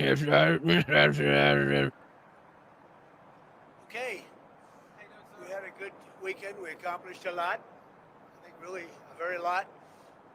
A very lot. It was a very lot. Probably just saw the piece on Steve and Jared. It was very good. Oh, that's another thing. We might have to cover that on either one of tomorrow's shows. I'm not sure about the copyright on 60 Minutes, so it might be tomorrow night's show. But there was that Steve Witkoff, Jared Kushner sit down with 60 Minutes that we might have to take a look at a couple pieces of too. Not today, but maybe in tomorrow night's show. Any questions? Do you want to give me a little room here, Jeff? All right, so listen to the lead question here. And I know the sound kind of sucks, as it always does when he takes these questions on Air Force One. You get the plane noise in the background. So I do apologize. It's up as loud as I could get it on my end. But I do have the captions on just in case you can't hear it. But listen to the first question is about Israel and Gaza. And it doesn't seem to catch him off guard. But then I want you to bank that and then remember that for the end of this. And we'll play the question that he's asked at the end. And he's like, no, I didn't hear. I don't know what you're talking about. Following up on the 60 Minutes story, what's your reaction to Israel strikes on Gaza today? Well, we're going to have to see what's happening. We want to make sure that it's going to be very peaceful with Hamas. And as you know, again, so he's asked what's going on with the recent Israeli strikes, and he says we're going to be looking at it. So he does not even know the specifics of what's going on, right? But then goes into talk about something peaceful after being questioned about a recent strike, which again makes absolutely no sense. But you'll see, again, bank this in your memory bank, and we'll bring this up at the end of this. And he's questioned, I think, pretty much the same question. And you can see he just kind of goes blank, and he's like, I don't know what you're talking about, and then realizes how dumb it looks for him not to know what he's talking about, and then goes on to be like, oh, yeah, it's being looked at. It's being looked at. they've been quite rambunctious. They've been doing some shooting, and we think maybe the leadership isn't involved in that, some rebels within, but either way, it's going to be handled properly. It's going to be handled toughly, but properly. Is the ceasefire still in place? Yeah, it is. Yeah, it is. Yeah, it is, but it means absolutely nothing, and it's not a real ceasefire. That's the whole fucking point. On Colombia, Senator Graham, the country of Colombia, Senator Graham tweeted. So I'll skip by this one. We'll skip by this question, and then there's one that he's asked. He goes into being asked about the soybeans and the farmers. I want to get to because that's something that we've talked about extensively on this show as well. Let's see here. Let's see if I can get this. So he's still talking about Colombia.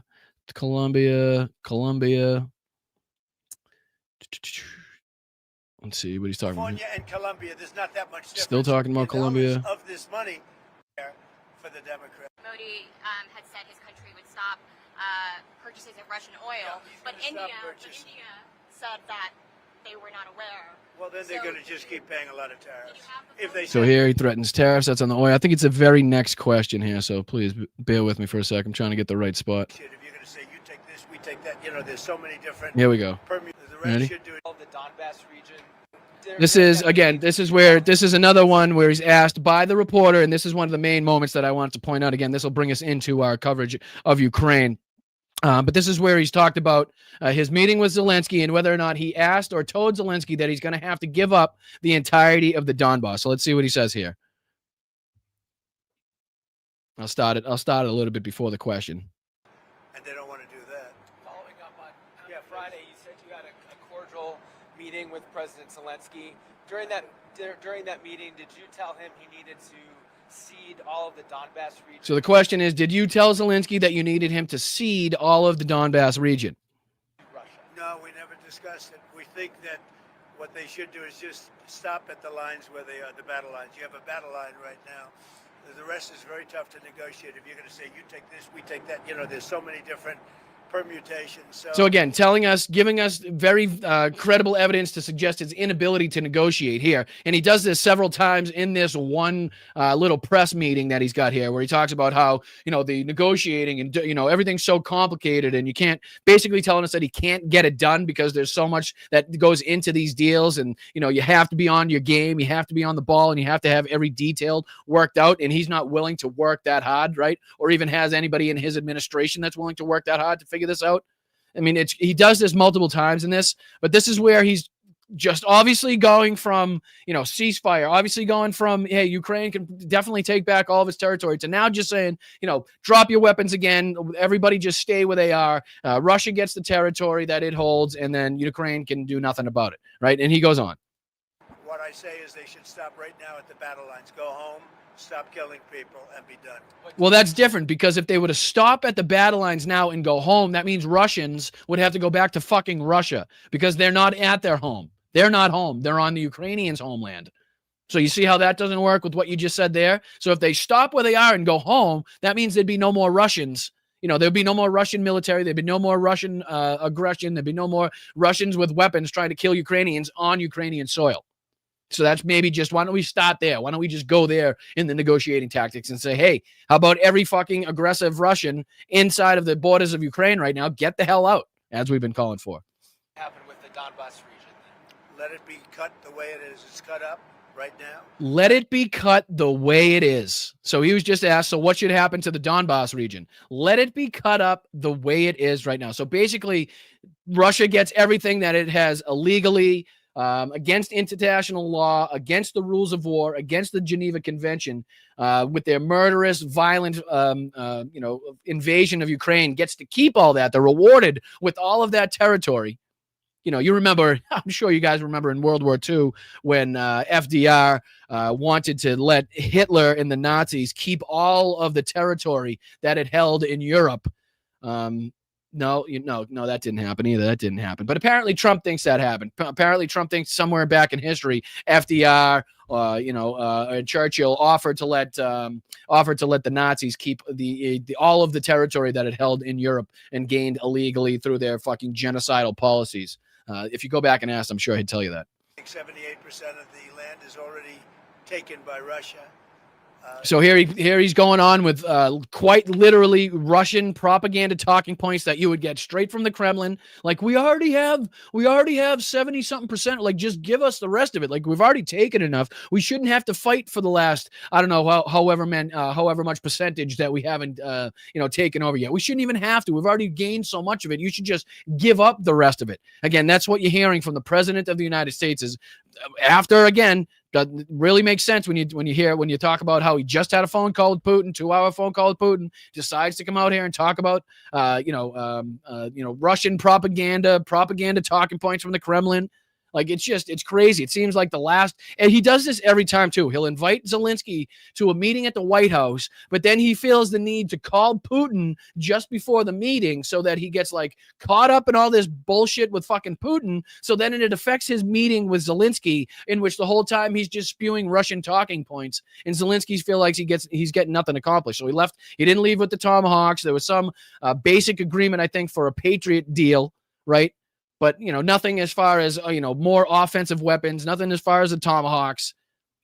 So, again, just more, I think, a waste of fucking time. And we saw that with the press conference where he was being, Trump's being asked questions, and he's just sitting there talking about how, strong Putin is, and, how, they've done well so far, Ukraine, but, they'd be nice, it'd be well of them to give up and, just, end this thing now. It's like, what the fuck? Why is he even here? Stop wasting the guy's time, making him, do you have any idea how exponentially more difficult Donald Trump has made? Do you know how difficult it is to fucking run a war, run a country, be in charge of a country that is at war, that is actively under attack? The fucking problems and the difficulties that you face in that situation are so immense, right? And involve the lives of so many different people and are so utterly important. Whether it be where you send your troops, how you deploy your air defenses to protect the cities if you can't protect them all, right? Who you have in which position, who you hire and fight, all of those. I can't begin to explain to you how much more difficult Donald Trump has made this fucking situation for Volodymyr Zelenskyy, and how well Volodymyr Zelenskyy has done in order to negotiate that, like, added fucking difficulty added on top of the already ridiculously difficult situation he finds himself in under the fucking boot of, under threat of the Russian military, right? I can't even explain to you how much, like, the added layers that have been put onto this that Zelenskyy now has to deal with and has dealt with, like, above and beyond anything that he should even be thinking about. Leave it the way it is right now. They can negotiate something later on down the line. But I said, cut and stop at the battle line, go home, stop fighting, stop killing people. What do you think of All right, so that kind of brings us to, and again, there's a couple more points I want to make in that story, but for the sake of time and just to make sure that we get everything in, I want to bring up this. Thank you, Kristen. I see that flying by. Thank you for the 5 gifted. I appreciate that. And thank you, Chewy, for the 10. I appreciate you guys. Don't forget, I make sure I highlight and give you guys a shout out all at the end of the show, just in case I did miss it. But this is from CNN. Russia seizes on explosive Trump-Zelenskyy meeting, Trump about face. So this is already being reported on RT, on Russian state television, through Russian propaganda as a victory when Donald Trump says that, Zelenskyy in Ukraine cannot win this war. And if he still says that if Putin wanted to win this, if he wants to take over Ukraine, he has the absolute ability to do so. Again, Russian propaganda, Russian talking point. He absolutely does not have the ability to do so because he absolutely would have done it already, right? So let's get into a little bit of this because this gives a little bit more insight, a little bit more information into how this information is being used by Russia, a little bit more information into that shouting match that was reported. Zelensky's never going to come out of this because there's this reporting that I saw too that I wanted to play, not just show you where, Zelensky's not going to come back to Ukraine and be like, yeah, Trump's an asshole. He was screaming and yelling at me. The guy's a fucking moron. He doesn't know anything about war or the plight of the Ukrainian people. Like, he's just not going to do that, right? It's still very important to the Ukrainian people that they have, a good relationship with not only NATO, but the European Union and also the United States. So this is, people have been pointing this as kind of like contradicting that story of the yelling. But again, let's be real here. The leaders, the head of states are never going to come back and kind of, talk shit about the people that they need to help. Like, right, it's not something that's going to be done. So Zelenskyy paints Trump meeting as positive with Patriot missile deal and works. So he's obviously going to point out any positive things that can come out of this meeting, as a true leader would, as somebody that's not looking to, again, add layers onto the complexity of this situation. So let's see if we can put this back on for you guys, and let's see if we can get through a couple minutes of this. And then there was a good Preston Stewart video, and we might be okay on time. We might be perfect. So let's play a little bit of this, and we'll get into our next one. Trump is now, once again, after that call, coming to Putin's defense, telling Zelenskyy in a meeting that reportedly turned into a shouting match that Putin would destroy his country if he didn't agree to ending the war on Putin's terms. So there you go. There's the president of the United States threatening on behalf of Vladimir Putin the destruction of Ukraine if Ukraine doesn't agree to some favorable terms, right? I mean, let's not blow past this moment in the history of this country and how, like, people are going to be looking back on this. Like, just think about the people like, I don't know, James Holland and, all of the great historians right now that do fantastic work of diving deep into the ins and outs of World War II, World War I, Vietnam, Korea, right? Afghanistan, Iraq, all of it. The Falkland Wars, like, you name it. And there's great historians out there diving deep into these situations and the intricate details and what happened when, and it's being discussed, generations and sometimes centuries later. That's what's going to happen to this moment. When we look back on this, and it may not be you, it may be your great-grandkids, it may be their grandkids that look back on this moment and say, this is when the president was threatening an ally on behalf of an enemy that was illegally attacked when they had given up their nuclear weapons and signed the Budapest Memorandum saying that, the United States, on behalf of the Ukrainians, giving up their nuclear arsenal, would absolutely back and defend the Ukrainians if this exact thing were to happen, and it did happen. Like, this is all going to be looked at, and it may be like small, minute details we think now, but these are going to be huge. In the future when this is looked back on, like how the hell did we even find ourselves in this situation? tossing aside maps like this one showing the front lines of the war. That was another part of the reporting where apparently Trump was swearing up a storm and he was throwing maps around, right? That. Now, this is according to the new explosive reporting from the Financial Times' Max Seddon, a regular here on the show, who will be out front in just a moment. But in Moscow tonight, it's a celebration of Trump's once again backing Putin. And it doesn't get more direct than this. I mean, just listen to this clip from Russian state TV that was uncovered by journalist Julia Davis. Putin understands Trump all too well. Trump doesn't understand Putin. Putin can manipulate him very well and lead Trump by his nose. Quite literally the exact terminology that I've been using, not only with Benjamin Netanyahu, but also with Vladimir Putin. They're quite literally leading Trump around by the nose, getting him involved in situations that benefit them, getting Trump involved in situations where Putin, Putin knows he's going to get 50 days or another 2 weeks or, another 3 weeks deadline in order to, again, fucking put more troops into the battlefield or rest troops or come up with new weapons. Like, this is what they know. They know they can manipulate this guy, and they have been doing it to a fucking T, like by the book. And Trump, again, at some instances, looks like he recognizes that. We've talked about it on this show where, it's seemingly he comes around at some points and recognizes that Putin is basically spitting in his face and kicking him in the crotch at every turn. But then he does this stuff where he goes back for another phone call and Putin just kind of butters him up. And next thing you know, he's pro-Putin again.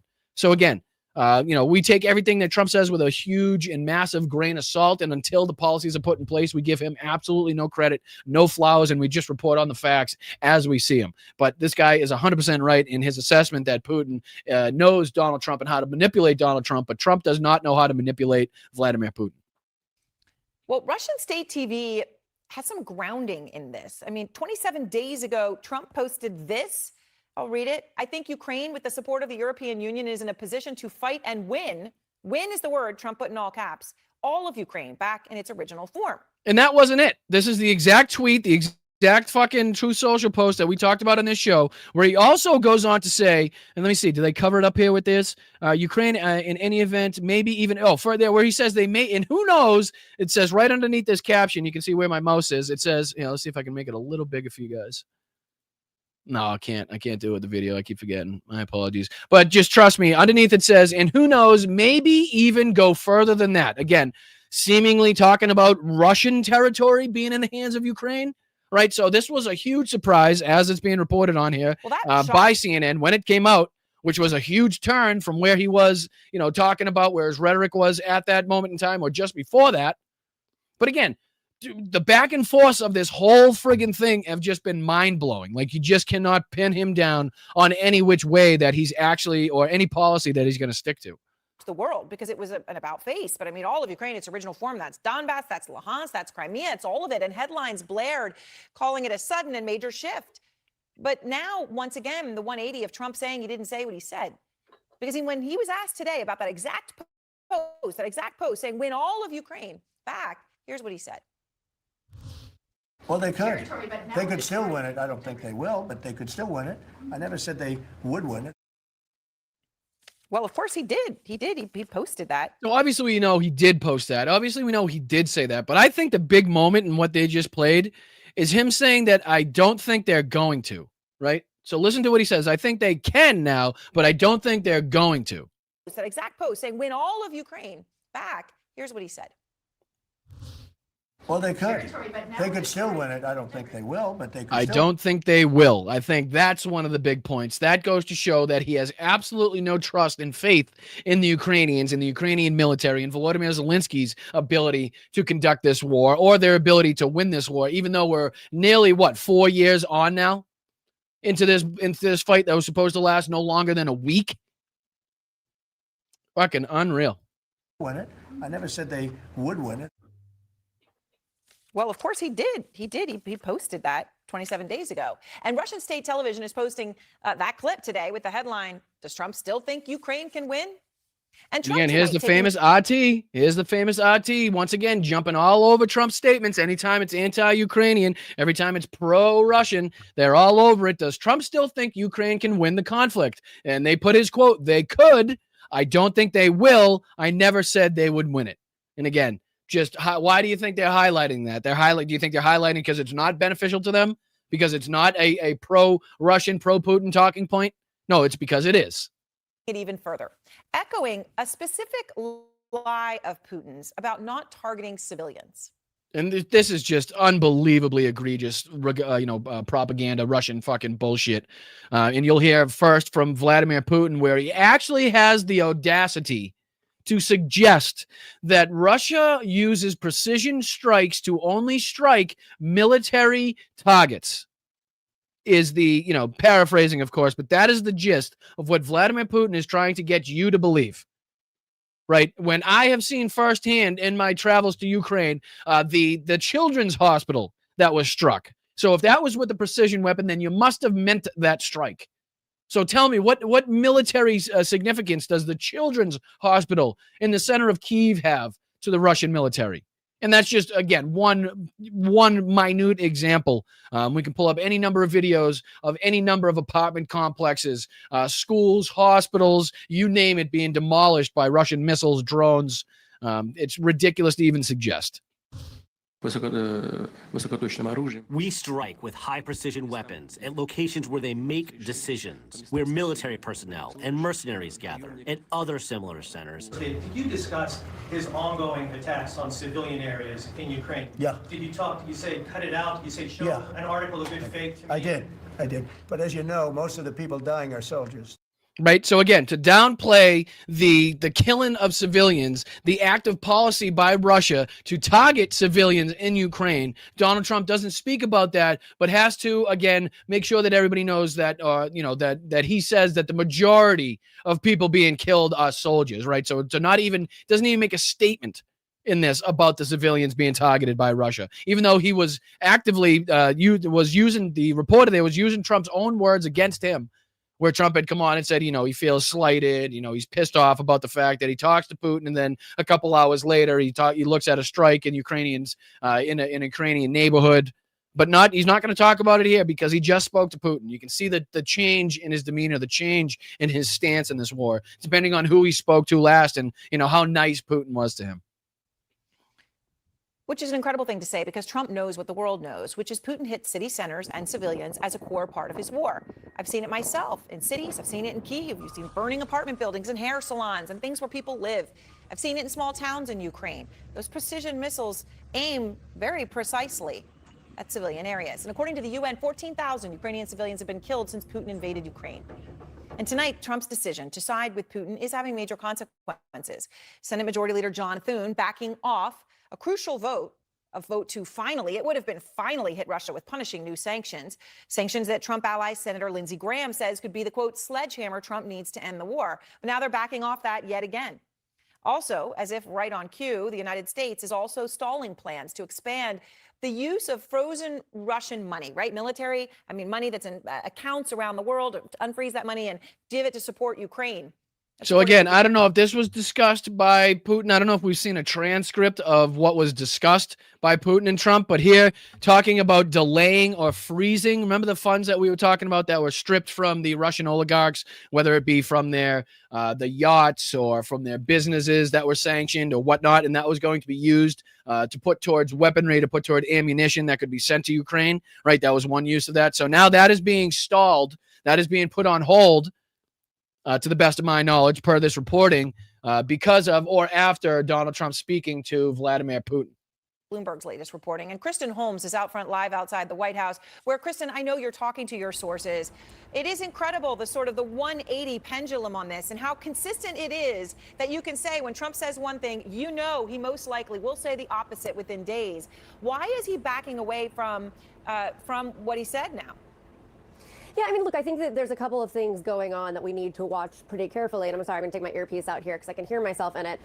We know that President Trump, when he believes that there is a deal on the precipice, that he ends up backing away from any kind of punishment for Russia or for Putin. We've seen this time and time again. The fact that he'll say there's sanctions, he'll say he's frustrated. Then he has a conversation with Putin. And the next thing you know, they're putting everything on the table. They're tabling everything essentially to try and get a deal. But of course, the question remains.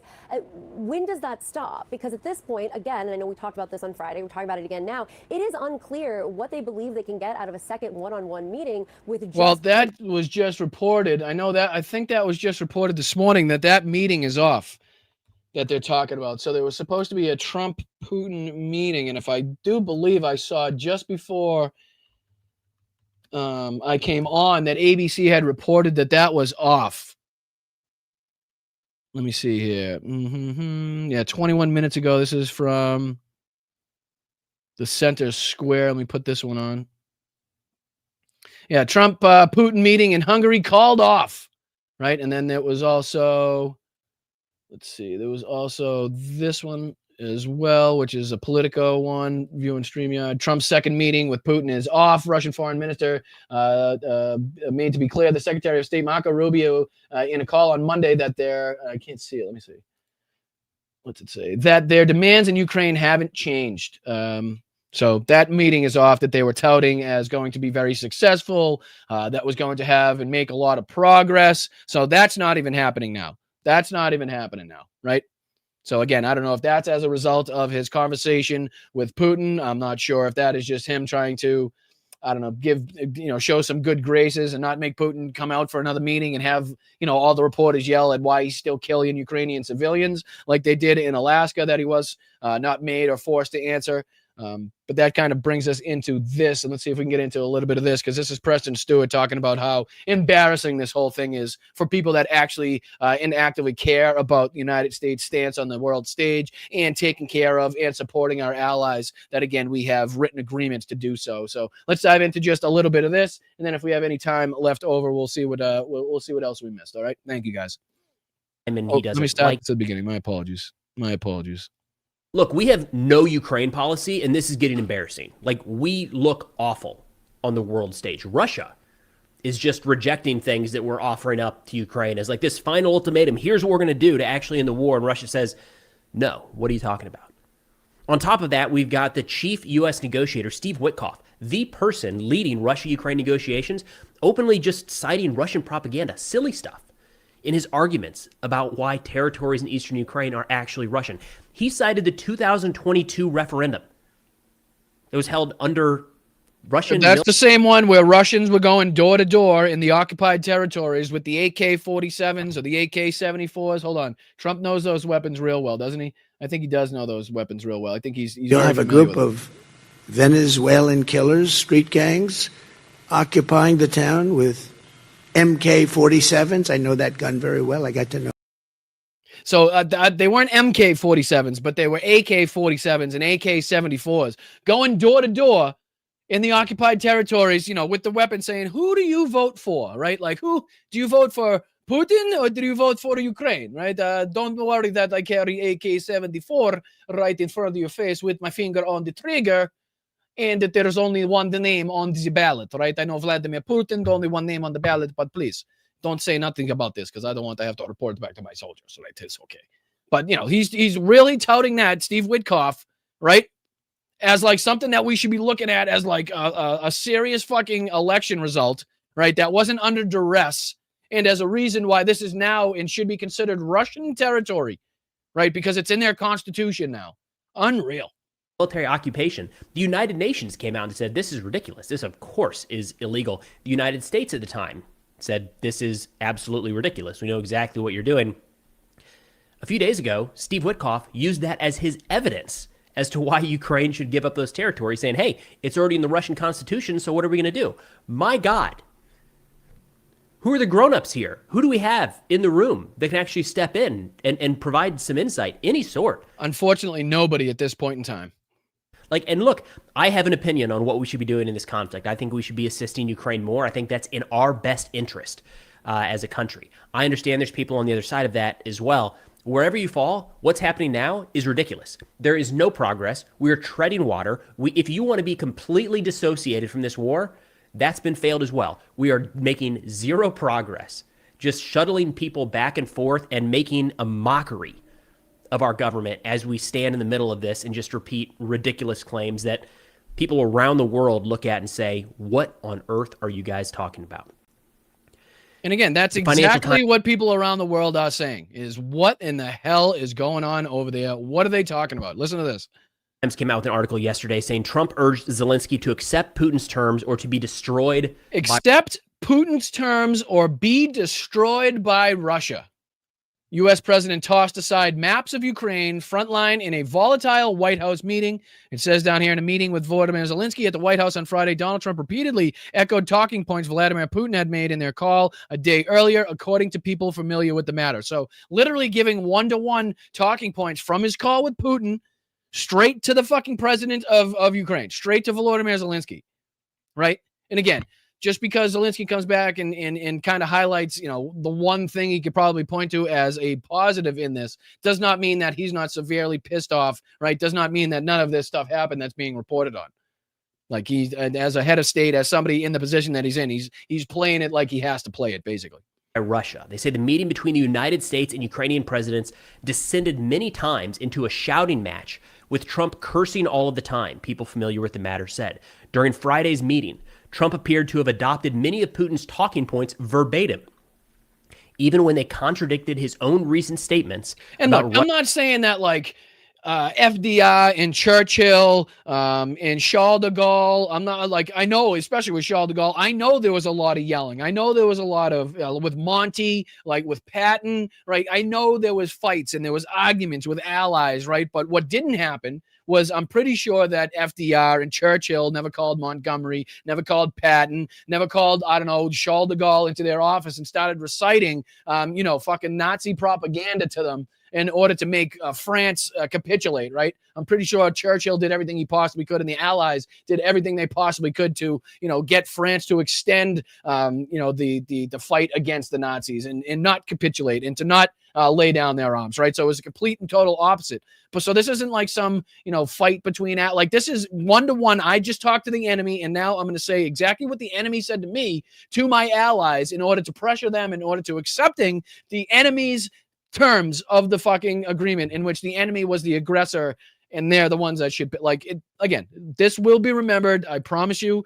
Again, I don't know how long it's going to take in order for this to become like historical fucking like so historically prominent that people are taught this in schools, but I'm sure I can guarantee you at one point it will. Russia's weaknesses, said European officials briefed on the matter. The officials said Trump told Zelenskyy he was losing the war, warning, quote, if Putin wants it, he will destroy you.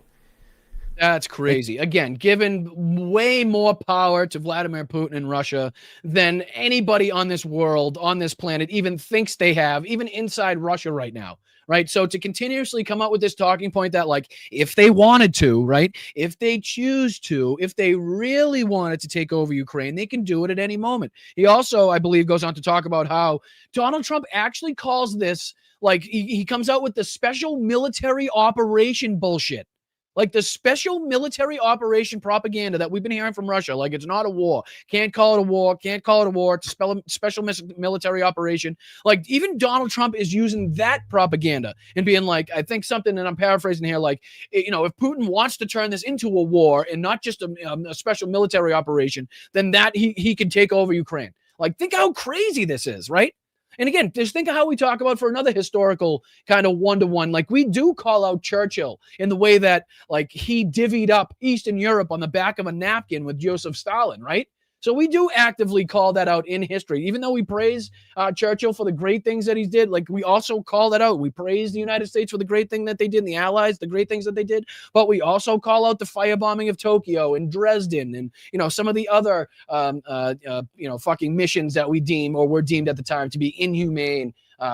Crossing the line, right? So again, the historical facts that we know where where Churchill kind of went to Putin, just went to fucking Stalin, and they, kind of said, okay, this is what the Eastern European situation is going to look like after the war, and they kind of drew it up on the back of a napkin, and basically just decided the lives of millions and millions of people, again, at one meeting on the back of a napkin, and that they tried to hide it from the Allies. But again, we call out that shit, rightfully so.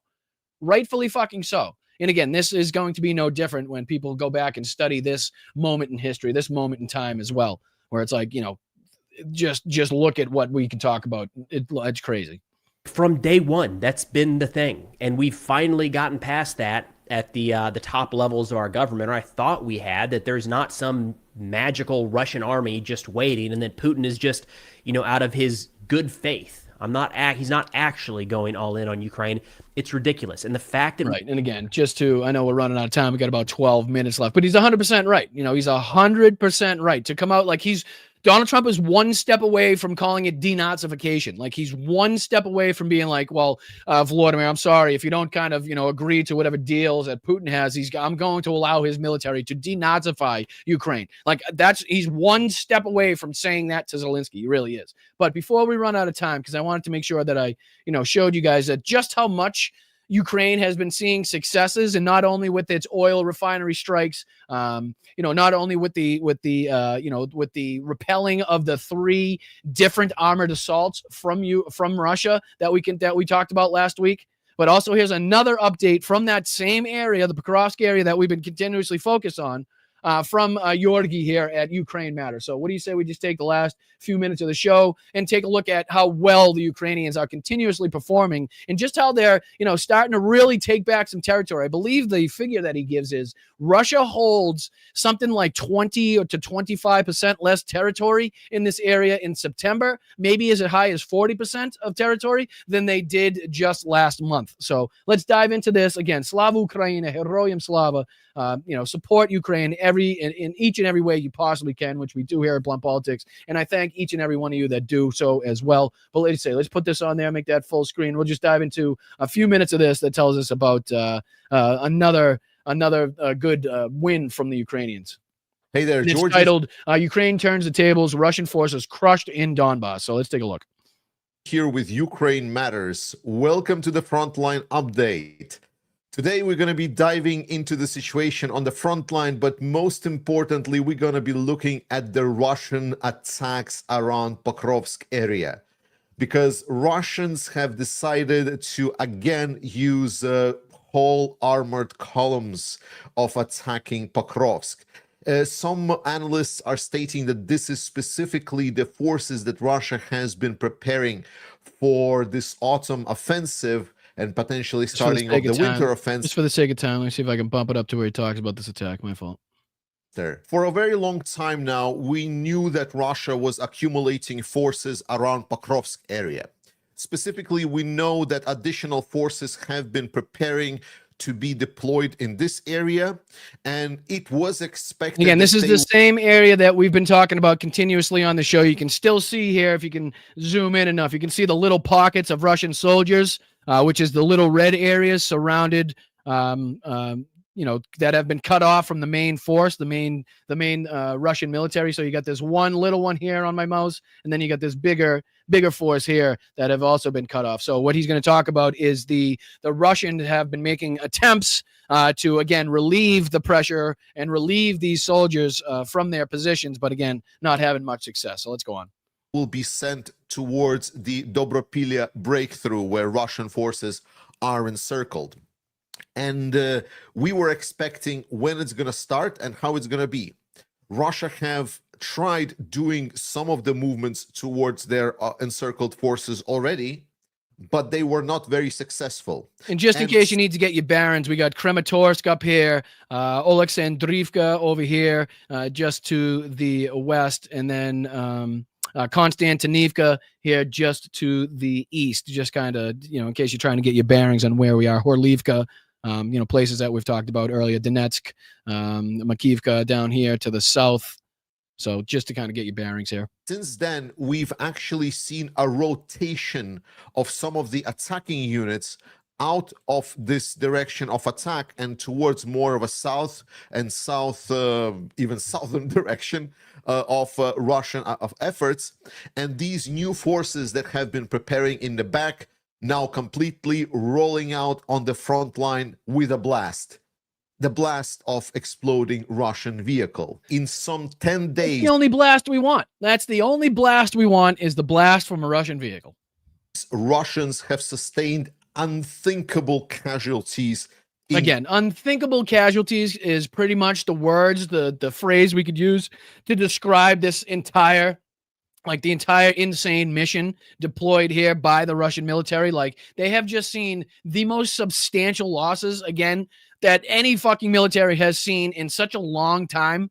Again, we're looking at like World War II type numbers here of fucking soldiers lost off the battlefield by Russia. And again, we fail a lot of times to bring up and talk about the plight of the Ukrainians and just how many people they've lost in this, but we can't forget that as well, which, adds a big total onto that number. So we got to think on both sides how much this is affecting people, which is why we continuously get so mad that Donald Trump gets Putin 2 weeks and 3 weeks and another 50 days. And we'll talk about it next week. And, because then the numbers just continue to pile up on both sides.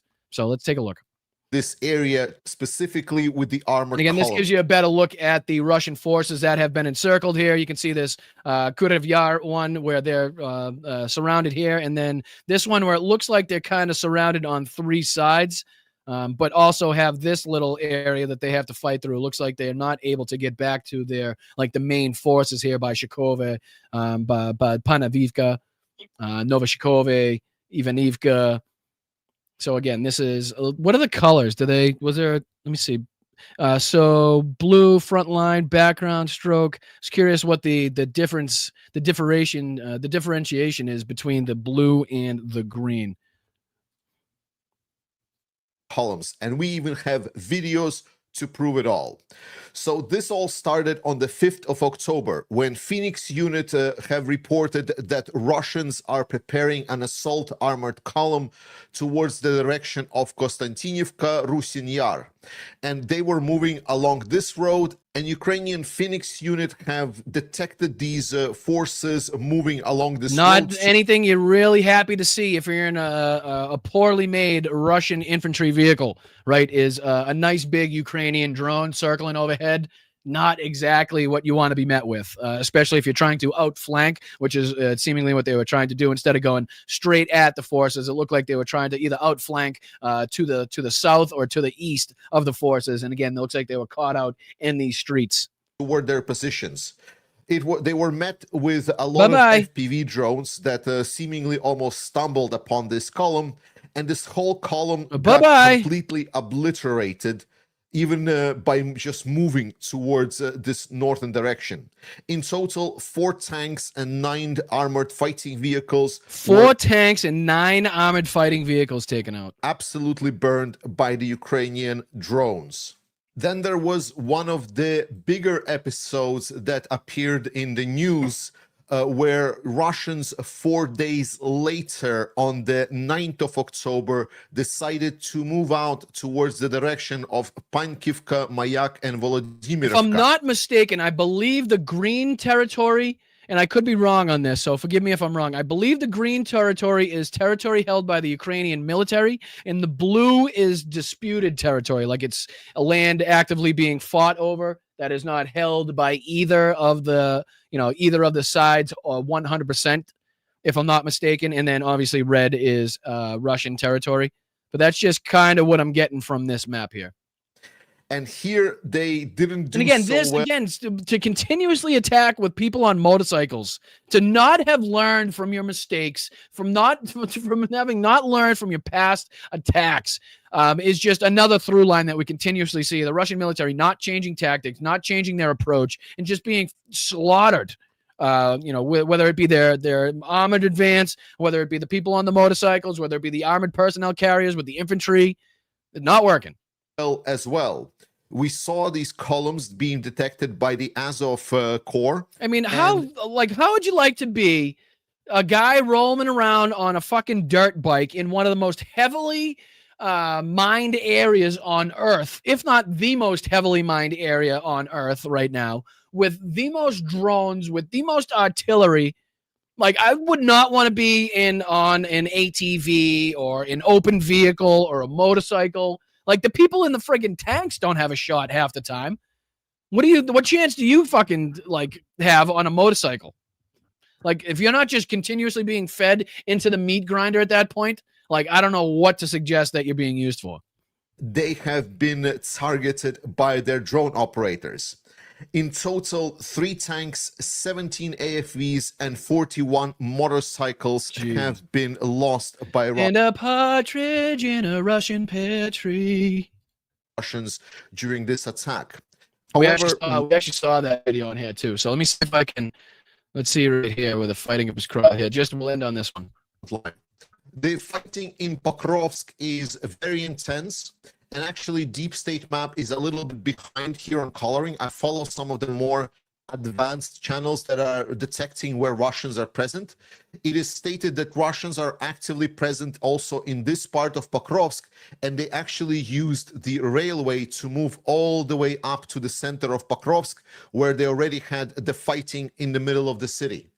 And here it's important to remember that it is not necessarily the fact that if Russians have been spotted somewhere, that this territory is under Russian control. Right. That's a big point too. And we'll end on that one too, because there's a lot of people that will suggest that just because Russians have touched an area, have touched a territory, that means they then hold and defend that territory, which again, we have heard time and time again and proved time and time again that they don't have the forces to accomplish. Like they don't have enough troops to, again, take over and leave troops to defend every single one of the territories or the villages or the cities that they have, occupied up to this point. They just do not have it. So just because they're using these areas to move around and have been spotted in these areas, doesn't go or lend itself to believe that they have completely taken over those areas as well. But, another great show today, guys. I really do appreciate every single one of you. I apologize. Look, I wasn't lying to you guys. My phone is still on that same screen, hasn't moved, hasn't changed. The bar hasn't moved at all. So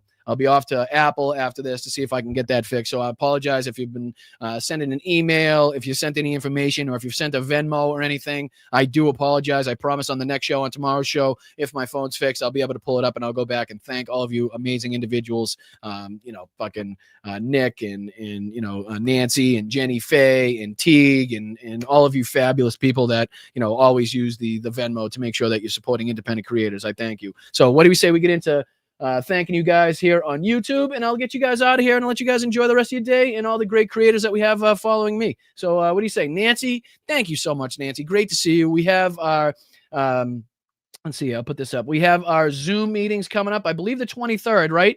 Yeah, no, that's September. What's today? October? September, October. So those are last week. So those are the last month. So I'll have to get the new one. I think it's up behind me though. Yeah, October 23rd. October 23rd. I knew I had it somewhere. So please make sure if you signed up at the VIP level at patreon.com/BostonBrian, that gives you entry and access into the link.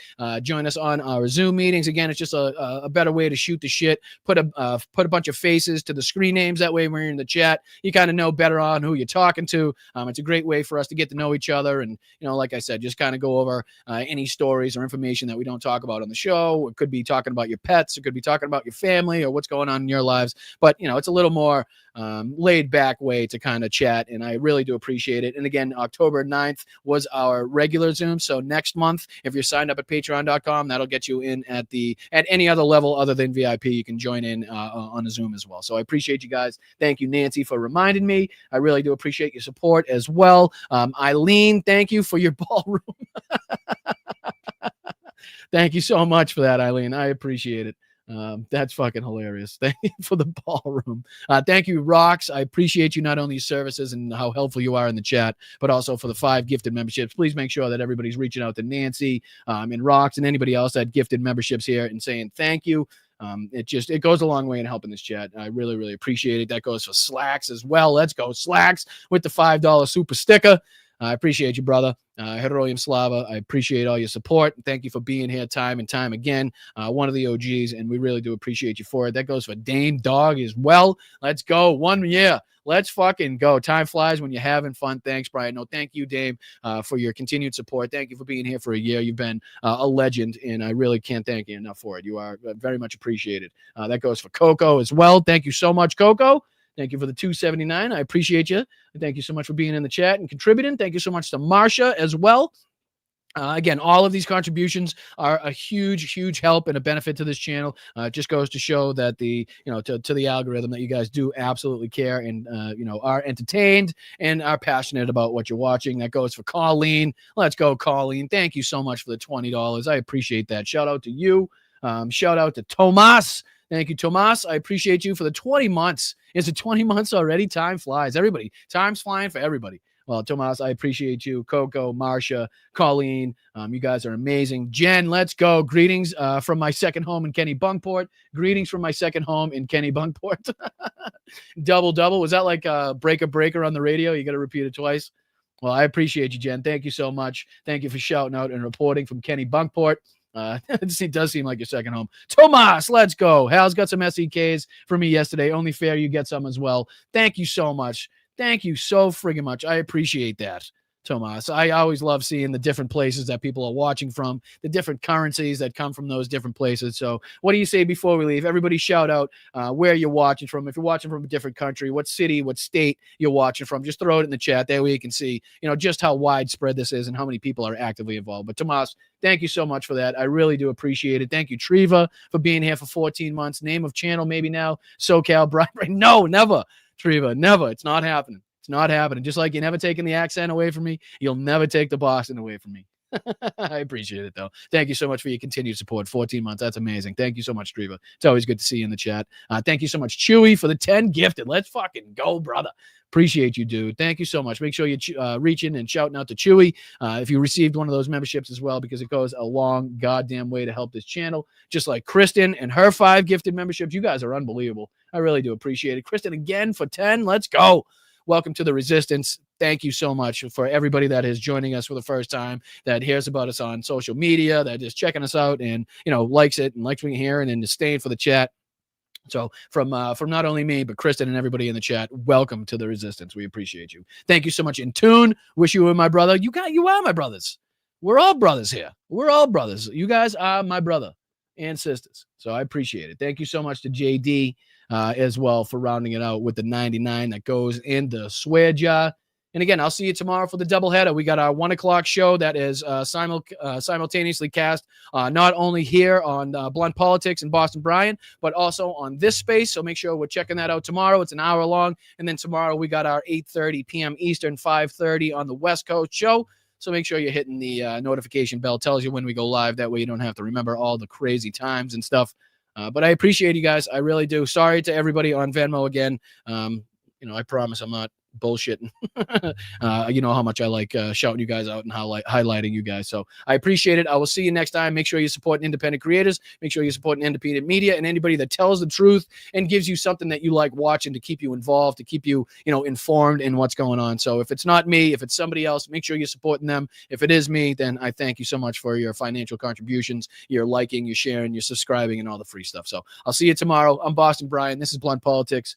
Please get out of your seats, into the streets. Let's get into our, scheduling our next protest, the next rallies. Let's get out there, stay loud, stay proud, right?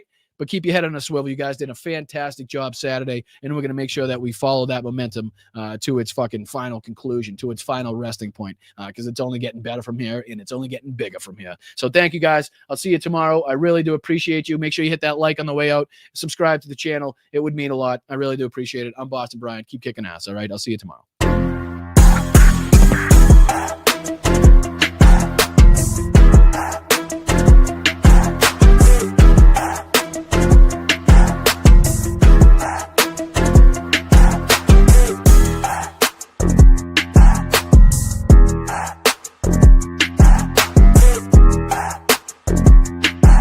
Is that Swedish kroner?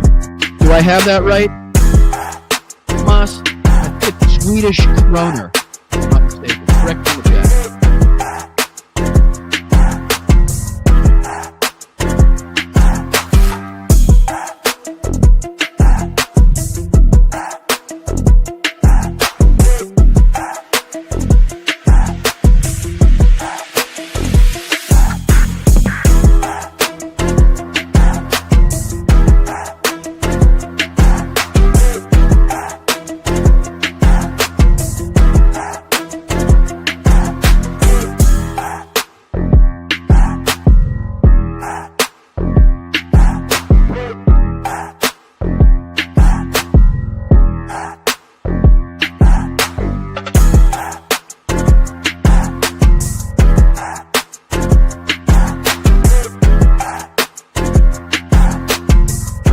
When you ran out the healthy arms, you ran out of really healthy. They had great arms, but they ran out. It's called sports. It's called baseball in particular, and pitchers, I guess you could say, in really particular.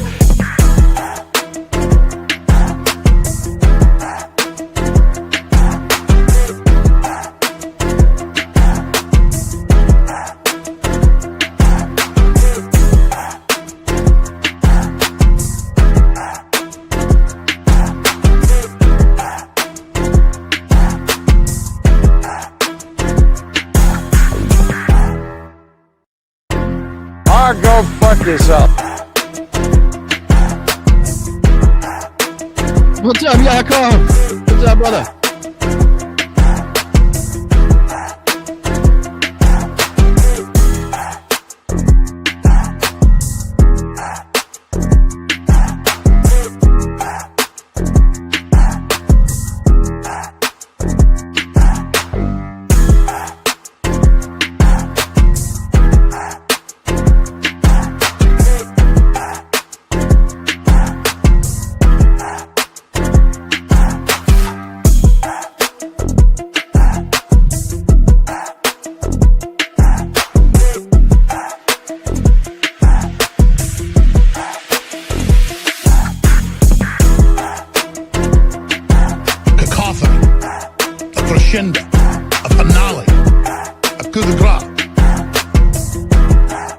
I'm standing up here bashing the living shit out of Nazis. They're just getting acclimated. You know what that means, acclimated? Gettysburg, what an unbelievable battle that was. The Battle of Gettysburg, what an unbelievable, I mean, it was so much and so interesting and so vicious and horrible and so beautiful in so many different ways. It represented such a big portion of the success of this country. Gettysburg, wow. I go to Gettysburg, Pennsylvania to look and to watch.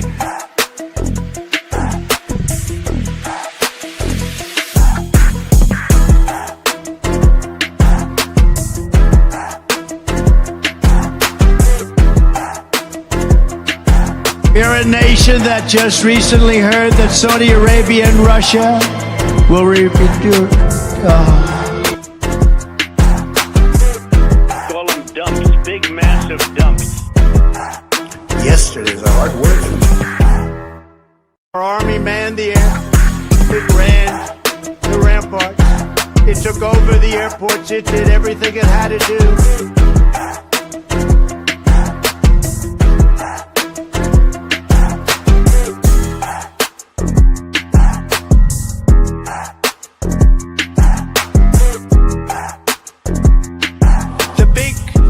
Sloppy United States.